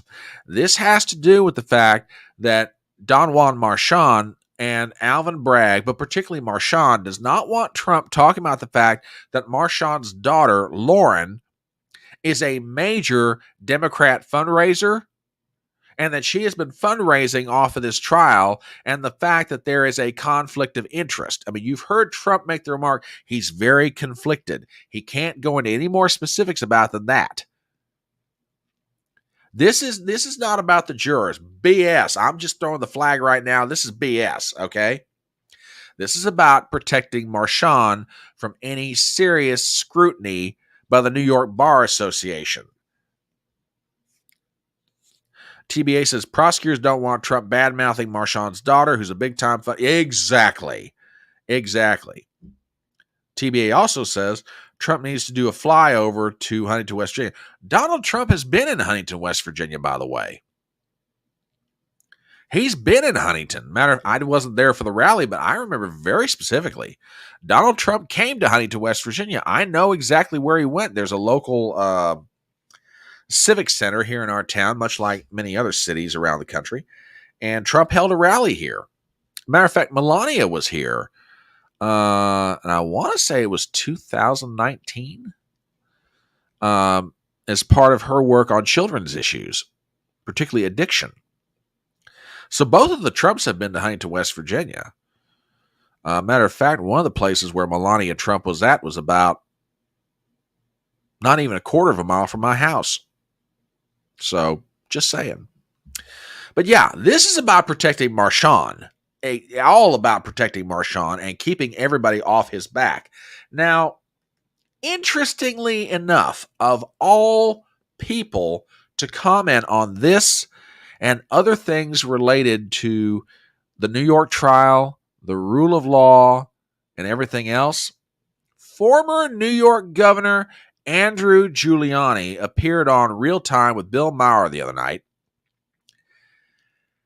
And under normal circumstances, I have little to no use for Andrew Cuomo, excuse me. Andrew Cuomo is who I'm talking about. Sorry, I had a senior moment there.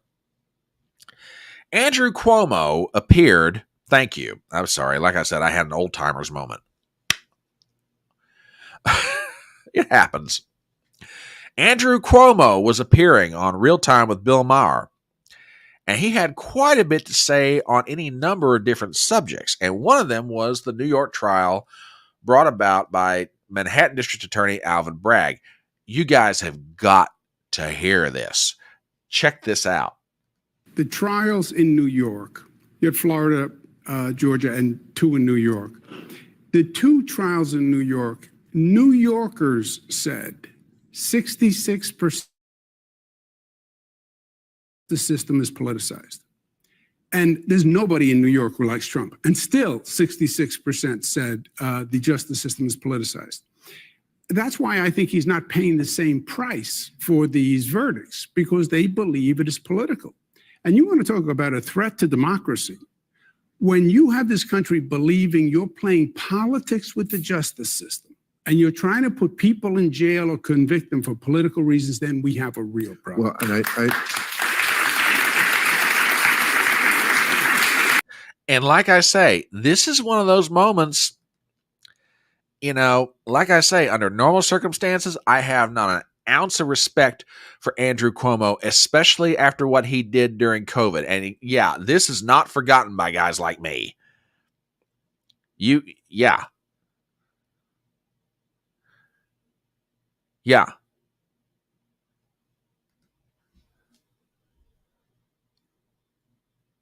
TBA says a Cuomo panicking now. Andrew Cuomo panic. Yeah. Oh yeah. There's all kinds of panic that's varying levels of it in the Democrat Party. But I found that comment to be interesting. And by the way, Cuomo had quite a bit to say on any number of different subjects, which leads kind of into our second topic.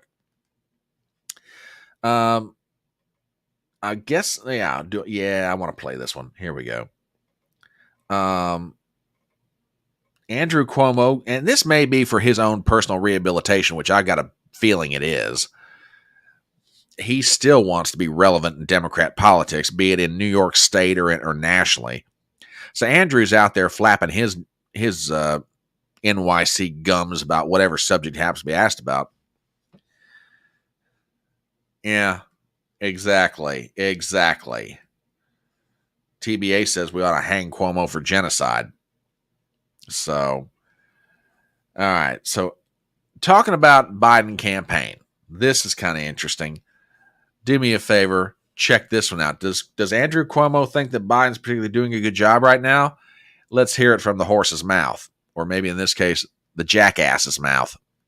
If Biden won't step aside, and it looks like he won't, even though I think he should have a long time ago, and still it's not too late, the question becomes, what kind of campaign is he running? As 2 political savants here, is he running a good campaign? And if you were running it, what would you be telling him? And what would Wait a minute, did you just call Adam Kinzinger a political savant? I got to back that up a minute. Wait a second. Hang on a minute. The question becomes, what kind of campaign is he running? As 2 political savants here. Oh my God! You just called Adam Kinzinger a political savant? Bill, dude, I love you, but even you ought to know better than that. Oh my God! And Andrew Cuomo's not that much smarter. Holy crap!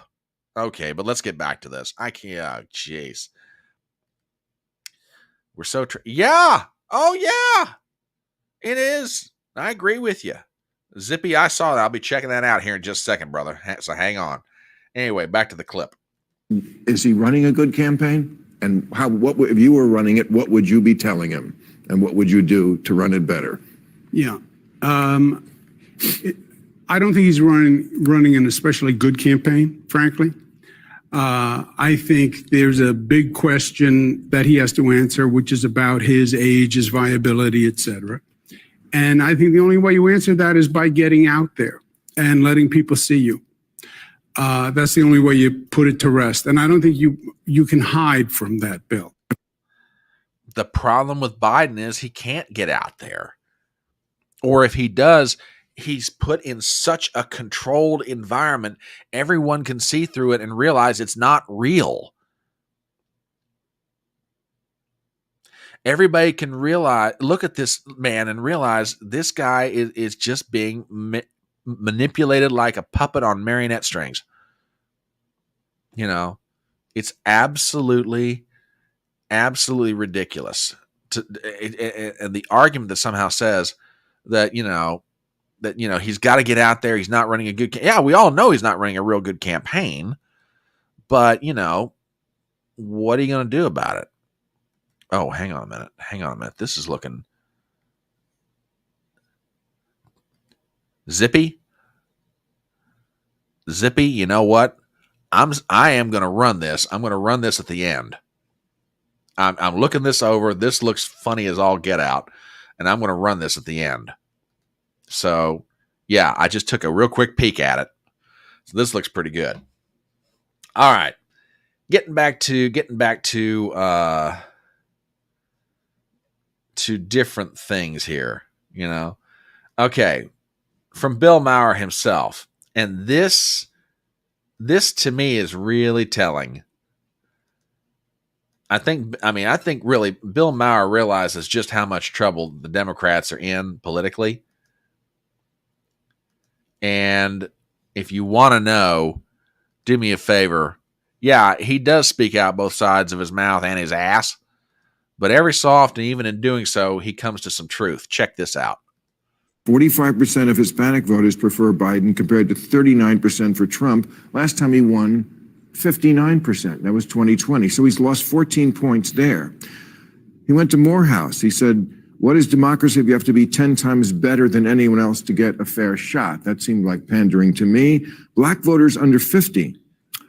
He led by 80 points in 2020. Now by 37, still a lot, but he's lost 43 points off the key constituency. Student loans. He's forgiven $144 billion in student loans. Only 36% of student debt holders like it. Mm-hmm. I mean, if you can't win the people you're pandering to, I mean, I get it. Politics is somewhat about pandering. That's not even an insult. You're supposed to do what people want to a certain degree, also be a leader. But if you're not winning these groups, and he's lost 8% off women since 2020. And yet I read in the polls, he pulled ahead this week. Explain that to me. I wished I would have found this clip the night that Fox poll dropped. I really do. I really wished I would have found, because I tell you what, Bill Maher makes this point way better than I can. He's losing, a big chunk with this constituency. He's losing a big chunk with this constituency. He's down with these people. He's practically giving away the farm in terms of money here and money there, and nobody wants to vote for this guy. Yet I got a poll over here that says he's up by 2 points nationally. Somebody want to explain that one to me? It's like, these two things cannot be equally true. And Bill Maher just made that point better than anybody can imagine. So, hats off to Bill. Oh gosh. Oh yeah. Speaking of immigration. Oh yeah. One more clip from Andrew Cuomo. This one's just great. And I'm going to play this in its entirety. And I've done videos, I've done live streams, and I know that that you guys have been watching them.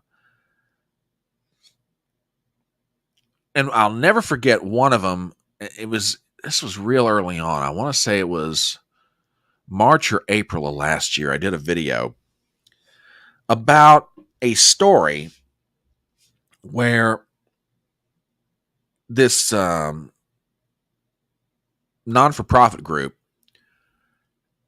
had arranged for homeless veterans in New York City or the New York City area to stay at some local motels and particularly local hotels. These are very nice. It was a temporary, it was a pilot program to get them off the streets for about 2 weeks until, longer term arrangements could be made for these veterans. Well, lo and behold, maybe about a week into the veterans being in that nicer, hotel, and again, they were just there for maybe 2 weeks, 3 at the most. Okay. They're being evicted. Why? Because New York City is coming along in behind this not-for-profit, and they're buying up all the hotel rooms they can find so they can house illegal immigrants. And there was a story in the New York Times that I did that was part of the video that estimated how many illegal immigrants were coming to New York City under Biden's new policies. Okay. And the number was enormous. I want to say it was upwards of like 50,000 a month, to the point with like 5 or 6 months, it was going to be like 250,000 of them. Okay. 5,000 a week, or I think it's about 5 or 10,000 a week. Going to be like 250,000 by 5 months. Well, Andrew Cuomo, even though not governor, still has quite an understandable handle on at least being able to talk about this. He was on, again, with Real Time with Bill Maher. This is a good clip. Listen to this. His immigration policy was a mistake, right? I get the theory of the extreme left. We're a land of immigrants, let everyone come in. We all came as immigrants. I get it. But how you do it makes all the difference in the world, right? And to just open the borders with no plan, you don't know where they go, you don't know who's going to pay for them. They wind up in cities all across the country. New York has a couple of 100,000 in hotels, costing New York City a fortune. No jobs, no training, no help assimilating into society. Yep. So who did you even help, right? It was a great theory. You have the person in your old job, the governor of New York, a Democrat, saying, "Don't come here." Those are her exact words. "Don't come here." And the mayor of New York saying, "This is going to ruin our city." I mean, if I didn't know who was talking, I would have thought that would be Republicans. Yeah, but they didn't stop them, Bill. They could have stopped that. Right. The governor was saying she didn't want them outside of New York City. But the mayor could have said no. The governor could have said no. Many mayors and governors said no. But now wait. All right. I've got something on this. I want to finish the comment first. New York was more of the ideological left. All are welcome. And now we're finding out 200,000 people later, you needed a plan. You needed to know what to do with these people. And that's where you find. With all due respect, Governor Cuomo, may I point out to you, the mayor of New York City did try to stop this. He did tell the Biden administration, "You've got to stop this," only to find out the next day after he makes this comment, but by the way, he's on the way down to the White House in an airplane to have a meeting with Biden and other big city mayors from around the country, Brandon Johnson from Chicago, among others, Karen Bass from LA, etc. As he's on his way down to have a meeting with Biden, his top fundraiser is being raided in New York City by the FBI. Coincidence? I don't think so. Eric Adams came out and is telling everybody, "Hey, we got to stop this. You are about to run us over with this stuff." TBA said, "Wait a minute, didn't Mayor Adams invite all these immigrants?" No, not necessarily. Not necessarily. And I'm not trying to defend Eric Adams as a mayor. I think he sucks. But honestly, he's been saying it to anybody who listens to him. You've got to stop this. You're about to overrun us here. So with all due respect, former Governor Cuomo, Eric Adams did try to tell D.C. to stop, only to have his top fundraiser be raided by the FBI. So, please don't give me this. No. He should have said stop. He did. And Joe Biden is like, "Screw you. I'm going to bring him anyway, and you're going to shut up about it." Whew, I got fired up on that one. Sorry. Yeah, exactly. He made the mistake of defining, the talking points. Well, now, this is true too. But at some point, sanctuary city or not, and I said this back during the video, and this was last year. This is unsustainable for these cities. How many videos have y'all seen either on TikTok or Twitter or other places coming out of the south side of Chicago? And just people are mad as hell. They're mad as hell in New York City, St. Louis, LA. It doesn't matter what major metropolitan area, Baltimore. They are pissed off, and justifiably so. But I mean, and again, this is one of those moments, I think it was John McGarvey said, even a blind dog finds a bone every now and then, or a squirrel finds a nut. Well, there ain't nothing that he said here that I can disagree with. And like I say, I have not a bit of use for Andrew Cuomo under normal circumstances, but he's absolutely right about this.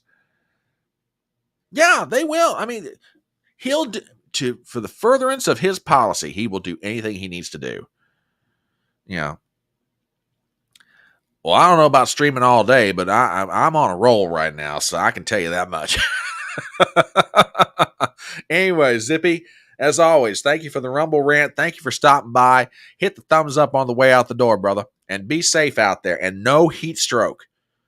If you get too hot, you slow down, you drink some water, you drink some Gatorade, whatever you got to do. But don't be, doing anything crazy.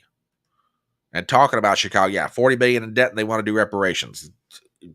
Brandon Johnson's an idiot. Let's just say it. Mayor Johnson of Chicago is a moron. Absolute grade A moron. Just totally idiotic. So yeah. Okay. I think I had seen this. But I can't remember. I'm not saying go looking for it, but if you happen to find it, tag me in a tweet on it. I'd like to see this. Again, I'm not saying you're wrong. And like I said, I can vaguely remember seeing this headline, but I'd like to refresh my memory on it. So if you think of it, if you just happen to see it, I'm not saying drop whatever you're doing, but if you just happen to think of it, tag me on it at some point. So, talking about immigration policy here in the U.S., here's some more HodgePodge stew for you. This is from Breitbart. Ugh. More than 170,000 illegal immigrants at the border in May, says Custom Border Patrol agents. This is from Breitbart. Article by Amy Furr. More than 170,000 illegal immigrants tried to cross the U.S.-Mexico border in May as President Joe Biden's open border policies hurt citizens. According to data from the Customs and Border Protection Agency, over 170,000 illegal aliens were encountered when trying to cross into the country during that month, the Republican National Committee said on Friday. Biden's open border policies have led to innocent Americans being raped and slaughtered, yet Biden still refuses to secure the border. In June of 2023, Breitbart News reported that Border Patrol agents working on the southwest border with Mexico apprehended nearly 170,000 migrants as they crossed between the ports of entry in May. The number was down from 183,000 in April of that year, but it was more than double the 71,000 apprehensions in January 21 when Biden took office. Quote, the apprehension numbers do not include an estimated 51,000 migrants who were classified as known gotaways.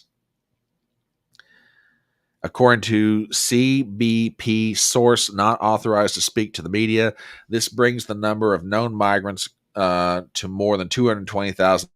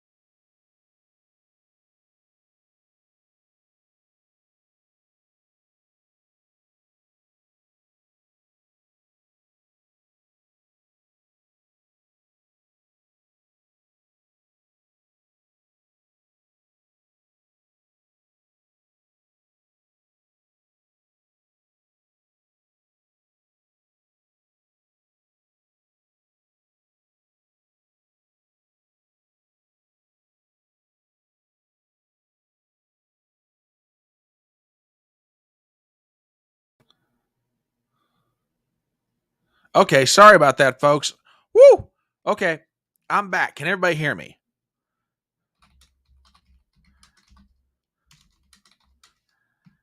Sorry about that, folks. My internet tried to do something weird. Up in Connecticut, we love you. No, I'm back. I'm back. I promise I am back. I'm back. Okay. Woo! Sorry about that. Oh my gosh. Okay. The Russians didn't try and take me out. The CIA didn't try and take me out. NSA didn't try and take me out. I am here. My internet just went right in the toilet. Woo! Holy cow. Okay. Sorry about it. Oh, no, I don't have Frontier. I've got Comcast. I have got Comcast. Just weird. Which actually, thank you for reminding me because I want to check on something when I'm on vacation next month.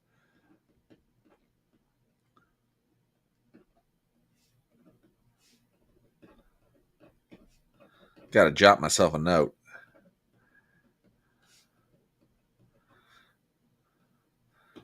Okay, sorry about that. All right.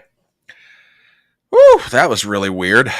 Just, yeah, it's the heat. Brian's burning up the cable. Well, you know, I'm going to tell you. You might be right. Woo. Actually, your internet was fine. The banner on the bottom of the screen still ran. It was something else. Okay, maybe it was StreamYard. I don't know. Crazy. All right. On to some other items in HodgePodge stew. And this one, Gypsy sent me this the other night. And I got to put this up here.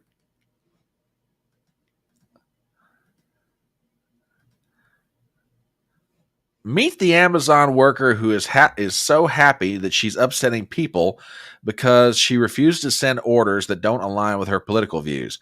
This runs about 20 seconds. Gypsy sent this to me, so check this out. This the comment right here.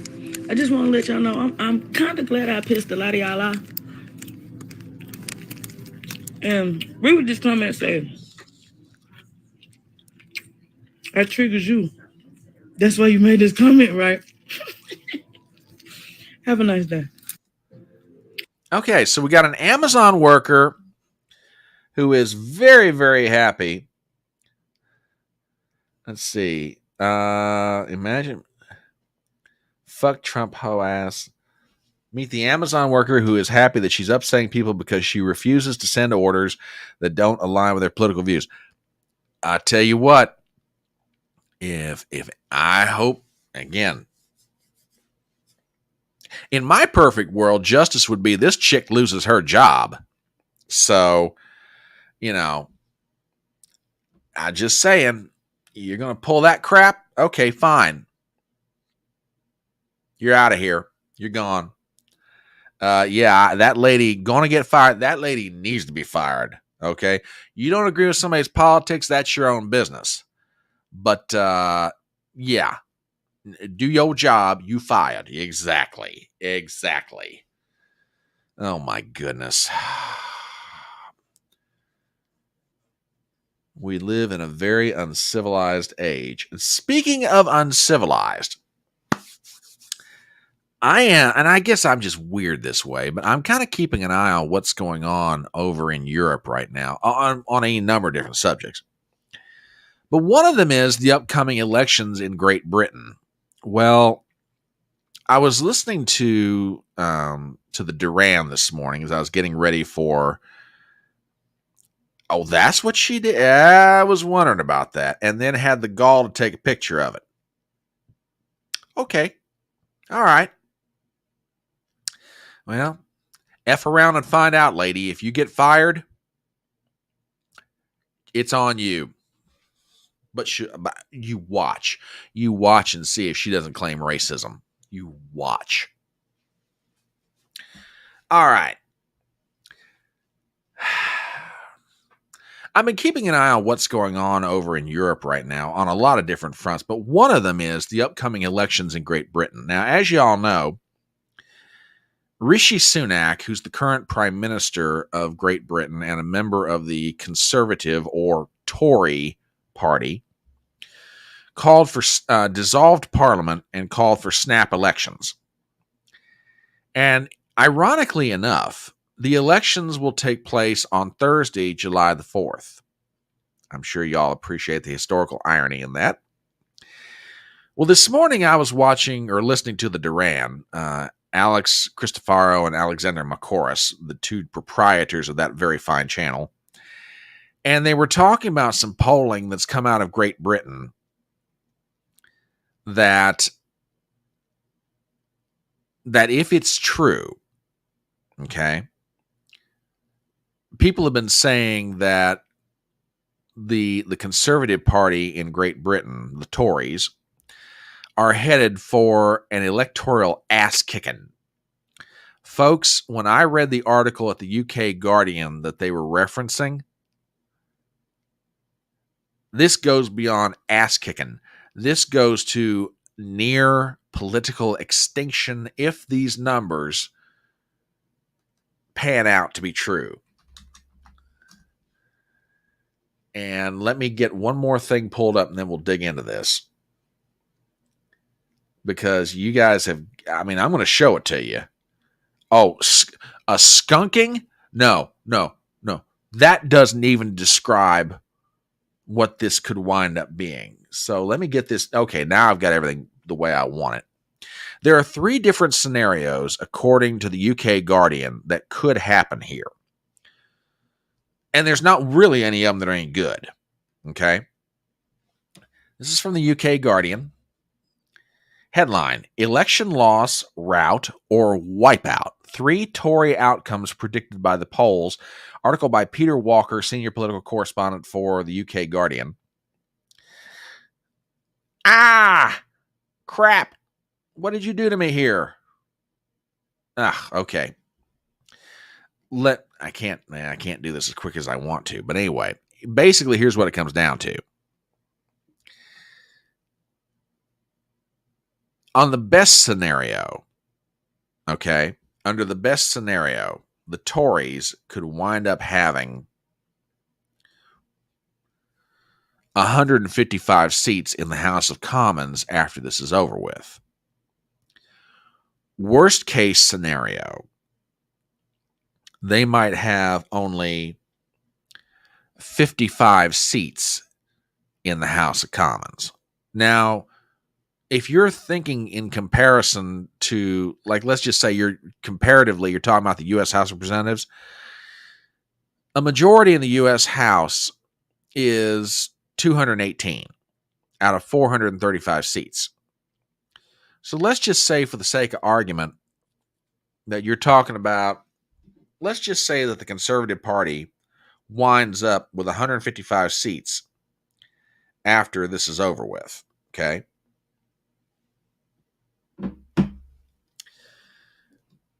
Oh, wait, I need to put this in context. I'm sorry. I need to put this in context. You might be asking yourself the question, how many seats are there in the British House of Commons? Ladies and gentlemen, there are 650 seats in the British Parliament. The British House of Commons. So let's just say, for the sake of argument, that the Tories, after this election, wind up getting their 155 seats. Folks, to give you an idea of what that works out to, that's 25%. Let's just say that the tsunami truly happens, and they're only left with about 53 seats in the House of Commons.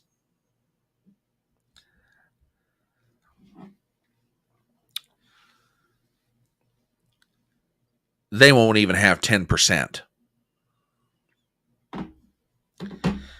I know that sometimes a lot of political commentators, myself included, use some pretty apocalyptic or supercharged kind of language. But when people who are watching this say that the Tories are headed for a extinction level election, they're not kidding. Keep in mind, this political party in Great Britain has been around for close to 2 centuries. Okay? And they're on the verge of either becoming roughly 25% of the House of Commons as far as a political force, or less than 10% of the body. That's how bad it could get. Yeah, TBA, you call it total obliteration. That's what they're headed for here. And, you know, like I say, matter of fact, let me see if I can find it real fast. I'll drop it in chat. Because that live stream that the boys from the Duran did this morning was very informative.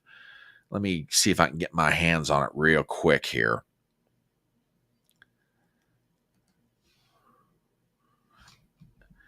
Give me 1 second, folks. I definitely want you guys to see this. As a matter of fact, I think this is exactly the one I'm looking for. Give me one moment. Because this kind of thing... This kind of thing is definitely something you're going. If you have an interest in this and you want to know, then yeah, this is the one. I'm going to drop this in chat on Rumble and on YouTube. I really, if you're trying to get a feel for what's going on, then I really recommend this to you. Good morning, Professor. Oh yeah, I know. And believe me, the boys from the Duran get into this in great detail. Nigel Farage is coming out of this smelling like a rose. And TBA over on Rumble, I agree with you completely. Couldn't happen to a nicer bunch. The conservatives are deserving of it. They have betrayed the British people. They have let them down. We played a clip the other night on Chatting on the Porch, and where Nigel Farage is in a debate with various other individuals who are running for parliament, and he asks the question of the representative for the Conservative Party and says, you promised in 2010 you'd do something about boat migration that's coming to our shores. You promised it again in 2014. You promised it again in 2017. You promised it again in 2019. And now you're promising it for the 5th time. Why in the world should anybody believe you if after the previous 4 times of promising you do something about it, you didn't? Well, because of the record of this prime minister. And literally, the audience just died laughing. You could hear him laughing. Nigel Farage is laughing. Yeah, I mean, Farage, I tell you what, right now, Nigel Farage is running an absolutely brilliant campaign on not only on his behalf, but on the behalf of Reform UK. I don't know how many seats Reform UK is going to have in the House of Commons when this is done, but I'm telling you right now, I am absolutely telling you right now, they're going to be.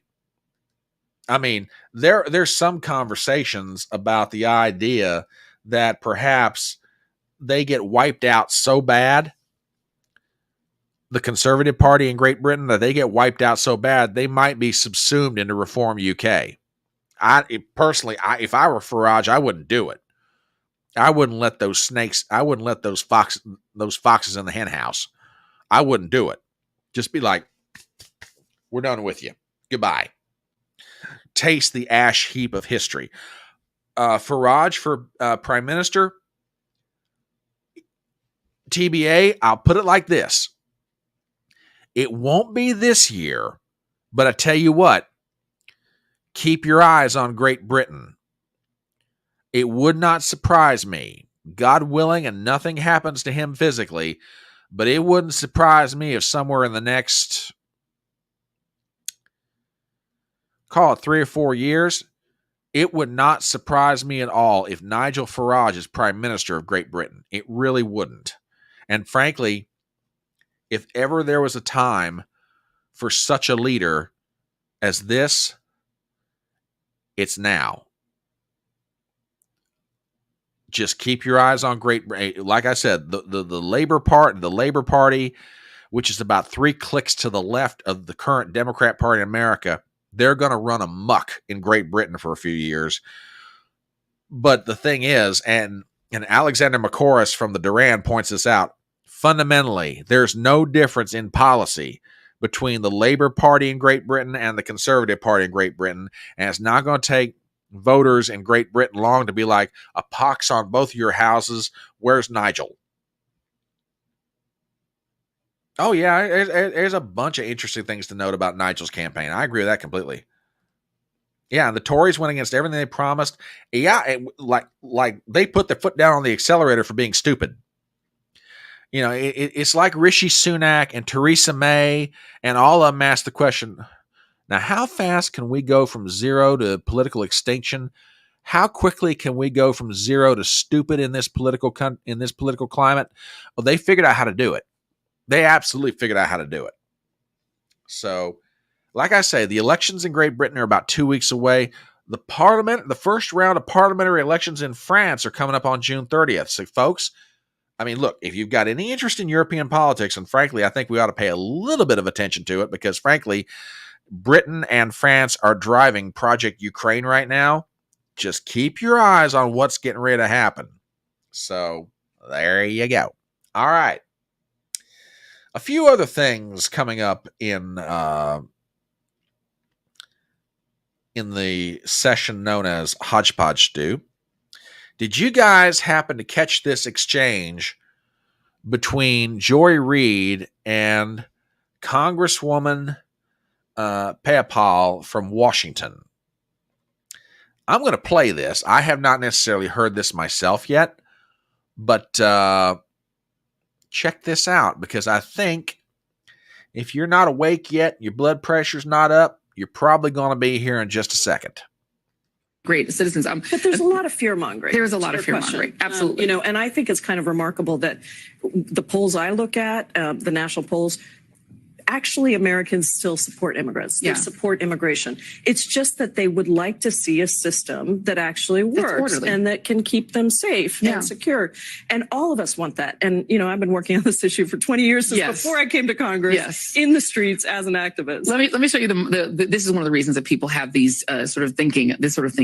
Here's the 3 cable networks reporting of this. Was our banner said, soon Biden announces legal protections for undocumented spouses of U.S. citizens. CNN's banner said, Biden announces new protections for some undocumented spouses. Here was Fox's banner, migrant arrested for raping 13-year-old in New York City. Yes. And so I think that's part of the problem, right? Exactly. Is that you have That's a lot of fear mongering. Exactly. And that we know that when people have economic insecurity. Great.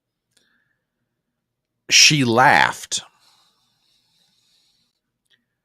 She laughed at a headline pointing out that a 13-year-old girl was raped and killed by an illegal immigrant. Now, granted, it might be in the context of, well, look at this headline from this network, look at this headline from this network, now look at what Fox News is running. I don't care what context is in. You laughed when someone tried to tell people, hey, this illegal immigrant raped and killed a 13-year-old girl. And you Democrats out there wonder why it is the American people hate your political guts. It's for moments just like this one. Just like this one. Yeah. Yeah. Absolutely. You laughed about a headline that told people a 13-year-old girl got raped and killed by an illegal immigrant. Despicable. Absolutely despicable. Oh, yeah, I did see that. That was cute. That was cute. Yep. Yeah, she got rid of the Trump wig. So there you go. All right, what else have we got in HodgePodge Stew? Oh, by the by, y'all. under the headline of you live in a politically weird environment when the following happens, we have this headline from Breitbart. Check this out. International Brotherhood of Teamsters President Sean O'Brien to speak at the RNC convention. Yes, ladies and gentlemen, you read that correctly. International Brotherhood of Teamsters President Sean O'Brien to talk at the RNC. If you're wondering more specifically what is the genesis of this, well, check out this truth from Donald Trump. Sean O'Brien, the general president of the Teamsters, has accepted my invitation to speak at the RNC convention in Milwaukee. Our great convention will unify Americans and demonstrate to the nation's working families they come first. When I am back in the White House, the hardworking Teamsters and all working Americans will once again have a country they can afford to live in and be respected around the world. Sean, I look forward to seeing you represent the Teamsters in Milwaukee. Together, we can make America great again. I tell you what. Well, hello, brother. I was thinking about you the other day. How are you doing? I hope all is well with you. I got to catch up with you. I got to catch up with you and the crash. See what you guys are up to these days. But yeah, glad to have you. As always, a hat tip to you, sir. Yeah, shite's getting real. Shite's getting really real. Yeah, TBA, wooing the unions. Absolutely. There has been, for as long as I've been alive, one of the most strangely adversarial relationships between union leadership and Republican politicians. Now, notice how I said that. Union leadership and Republican politicians. Rank and file union members, they may never admit it publicly, but they'll vote Republican in a presidential election. But 9 times out of 10, you've got union leadership that's on the other side of Republican politicians, and union leadership would as soon spit on the ground as they would work with a Republican presidential candidate. Not so much now, especially in Michigan when Joe Biden is trying to put the gasoline-powered engine car companies out of business in favor of these, electric vehicles. So I'm not necessarily, this is a smart move on Trump's part. This is an absolutely smart move on Trump's part. Absolutely. Go for that union vote in Michigan. Go for that union vote in Wisconsin or in Kentucky or various other places around the country where there are Teamsters. If they put him in prime time, this could be big. Give him a prime time slot for the convention? Absolutely. Yeah, that's true. That is true. Yeah. Lest he get a letter from the IRS requesting an audit. Ugh. Yeah, this will piss him off for sure. That's what I'm saying. By and large, Trump and his people are running a very smart campaign, laying aside that horrible idea that Trump's got right now related to green cards and foreign students. But laying that aside, they're running a smart campaign. This is a pretty good example of it. Yeah, perfect example. He was an auto worker, voted for conservatives. UAW always backs the Democrats. I'm trying to think of the name of the guy who heads the UAW union right now. Sean Fain. That's it. Sean Fain. He won't have anything to do with Trump. But the union workers in the UAW, absolutely. They will absolutely vote Trump if they give him a good reason. So I thought I'd pass on that little piece of news. I thought you guys might find that interesting. I'm going to go ahead while I'm thinking about it and drop. Before I do that, one other piece of news for HodgePodge Stew before I get to my next to last one. I'm going to drop this in chat for you guys on the YouTube side and also on Rumble. You know how your Democrat friends out there are always talking about the fact that, old Donald Trump, old Joe Biden, he's going to swamp Donald Trump in cash.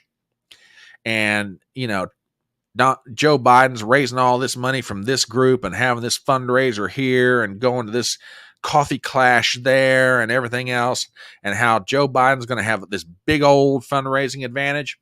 Remember how you've always heard that?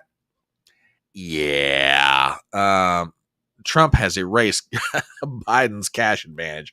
From thehill.com, article by Jared Gans, we have the following. Former President Donald Trump significantly outraised President Biden last month, thanks in part to a surge following Trump's conviction in his first criminal trial in New York. The Trump campaign advertised more than $50 million flowed into support within a day after the verdict. May have erased the cash advantage of May. The month of May erased the cash advantage Biden had over Trump. Yeah, I don't think Trump's going to worry about having cash on hand for this fight. Okay. I'm going to drop one more thing in chat for you guys. And this is the latest column from Sasha Stone. I have come across, since I've been involved now in my own little social media channel, I have come across all kinds of people, Christian Watson, and I'm not just saying that because he's here. I would say this anyway. Christian Watson's probably one of the smartest political commentators and pundits out there coming or going, and if nothing happens to him, he's going to have a brilliant career ahead of him. One of the most gifted and articulate young men I've met in a long time. And again, I'm not just saying that because he's here in chat or because we've done stuff together. The kid, I shouldn't call him kid, my apologies. That young man's brilliant. Sasha Stone is fast becoming one of my favorite writers and commentators out there in social media. And full disclosure, I have sent out invitations to her in the past to come on for a conversation because I'd love to bend her ear for a while. I got a feeling she and I could talk each other's leg off. And Sasha, if you're watching this, it's a standing invite. My DMs are open. If you want to come on the electronic front porch and we have a conversation, I would love to talk to you. But even if you don't, and I mean this in all sincerity, even if you don't, I love reading your work. And I absolutely think you're probably one of the best writers out there. But she's got a column that I just dropped the link to it. She has a Substack account. I highly recommend it to you. And it kind of leads me to my last item of the day under my last official item under HodgePodge Stew for the day. And it has to do with the passing of Donald Sutherland. Now, I haven't necessarily shared all of my loves and passions in life, but I do love movies. I've always loved movies, and I love good actors and actresses that really play a part very well. And Donald Sutherland was one of those actors that over the course of 6 decades was just extraordinary. That man, TBA says, President Snow is dead? Oh, okay. For all you youngsters out there, you might know him as President Snow from the Hunger Games, but I know him as Oddball from Kelly's Heroes. I know him from his role in The Dirty Dozen, when he was playing alongside Lee Marvin and Telly Savalas and so many other great actors. He co-starred with Mary Tyler Moore and Timothy Hutton in the film Ordinary People, directed by Robert Redford. He was the Colonel in JFK, Oliver Stone's great movie. He's co-starred with Jane Fonda in Clute. I mean, this guy did so many films over the years and performed in so many different places. He was just a remarkably gifted actor. And his son, well, yeah, here's another one, for example. His role in Citizen X. I mean, I haven't seen it, but it's Sutherland. I mean, if you hear that Donald Sutherland was in a movie, didn't matter if he had 5 lines or 500 lines, you know Donald Sutherland would absolutely just, he'd knock it out of the park. And with that, I lead you to this article from Time magazine. Donald Sutherland was an actor of everyday profundity. written a great picture of him, by the way. He passed away this week at age 88. By Stephanie Zacharek. The Canadian actor Donald Sutherland, who died on June 20th at age 88, appeared in so many films over his long career and was so terrific in films that barely deserved him that it's impossible to come up with a definitive Sutherland performance. He could be unnervingly menacing one minute, only to catch you short with his quavering vulnerability the next. His facial features were pliant and agreeable.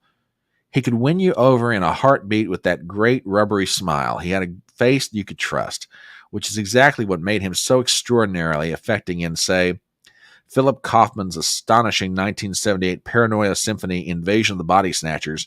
Once you knew Sutherland's character, kind, intelligent, trustworthy Matthew Brunel, had been taken over by alien pod people as if it was the suns had fallen from the sky. There are a few more deserving endings in the history of movies when Sutherland's Matthew utters the piercing hollow scream of the alien duplicates were left with no hope for anything ever. Once they got Sutherland, the rest of humanity doesn't stand a chance. That's because Sutherland's reflected our best and worst, or perhaps maybe just our most flawed selves back at us. Few actors have shown his gift for mingling fearlessness with such jubilant good humor. His career was marked fairly early on by two performances showing us men in crisis, fathers facing grief they could barely handle, even as they also feel responsible for helping their wives to heal. In Robert Redford's 1980 Ordinary People, Sutherland's upper-middle-class patriarch Calvin Jarrett mourns the loss of his older son even as he tries to protect his emotionally fragile younger child, Timothy Hutton, from the chilly heartlessness of the boy's mother, Mary Tyler Moore's Beth. 7 years earlier, in Nicholas Roeg's unsettling 1973 thriller Don't Look Now, he played a husband, John Baxter, trying to reason with his wife, Laura, Julie Christie, who's desperate to contact the couple's dead child. In both of these films, he plays characters weighted with the burden of being reasonable, even as they must put their own feelings on hold. You could look at those performances as dual portraits of the late 20th century's masculinity, even at a time when younger people were feeling free to cut loose, or were at least trying to cut loose. The specter of real-life adult suffering couldn't be escaped. Sutherland in these characters was right in there in the thick of that suffering, shouldering the responsibility of it. If young people at the time thought becoming an adult meant stifling act of putting on a suit and tie, Sutherland showed us something else. That it meant facing up to the most challenging emotional circumstances and acutely feeling every minute. To numb it out is to cop out. Yeah, Zippy, I absolutely agree with this. Absolutely agree with this.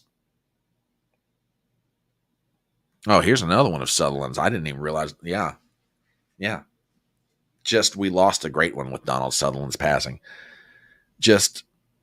Another film that comes off the top of my head, A Time to Kill.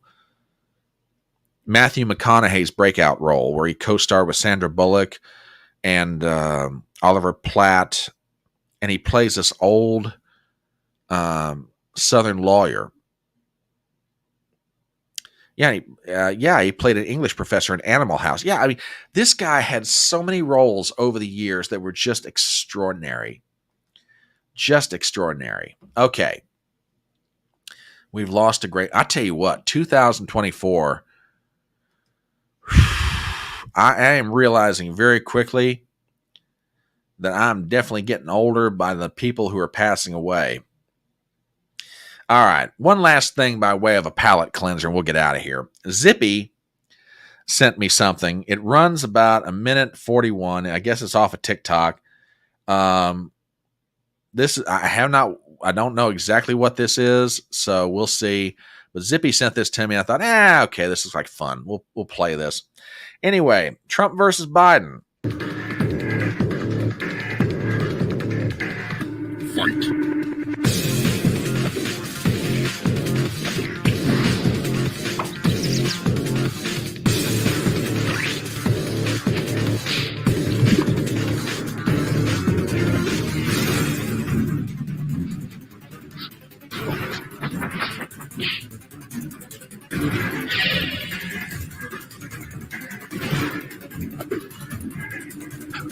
Right.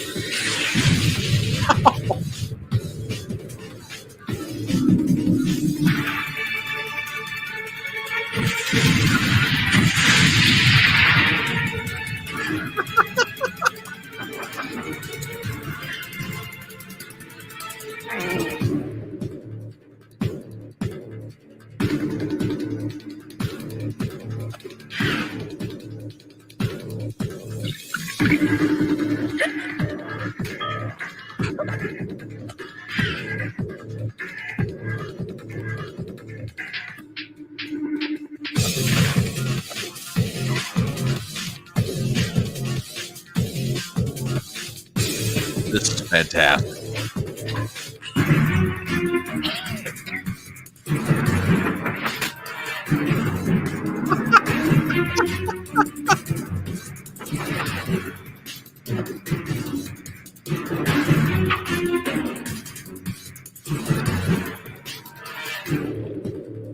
Finish him.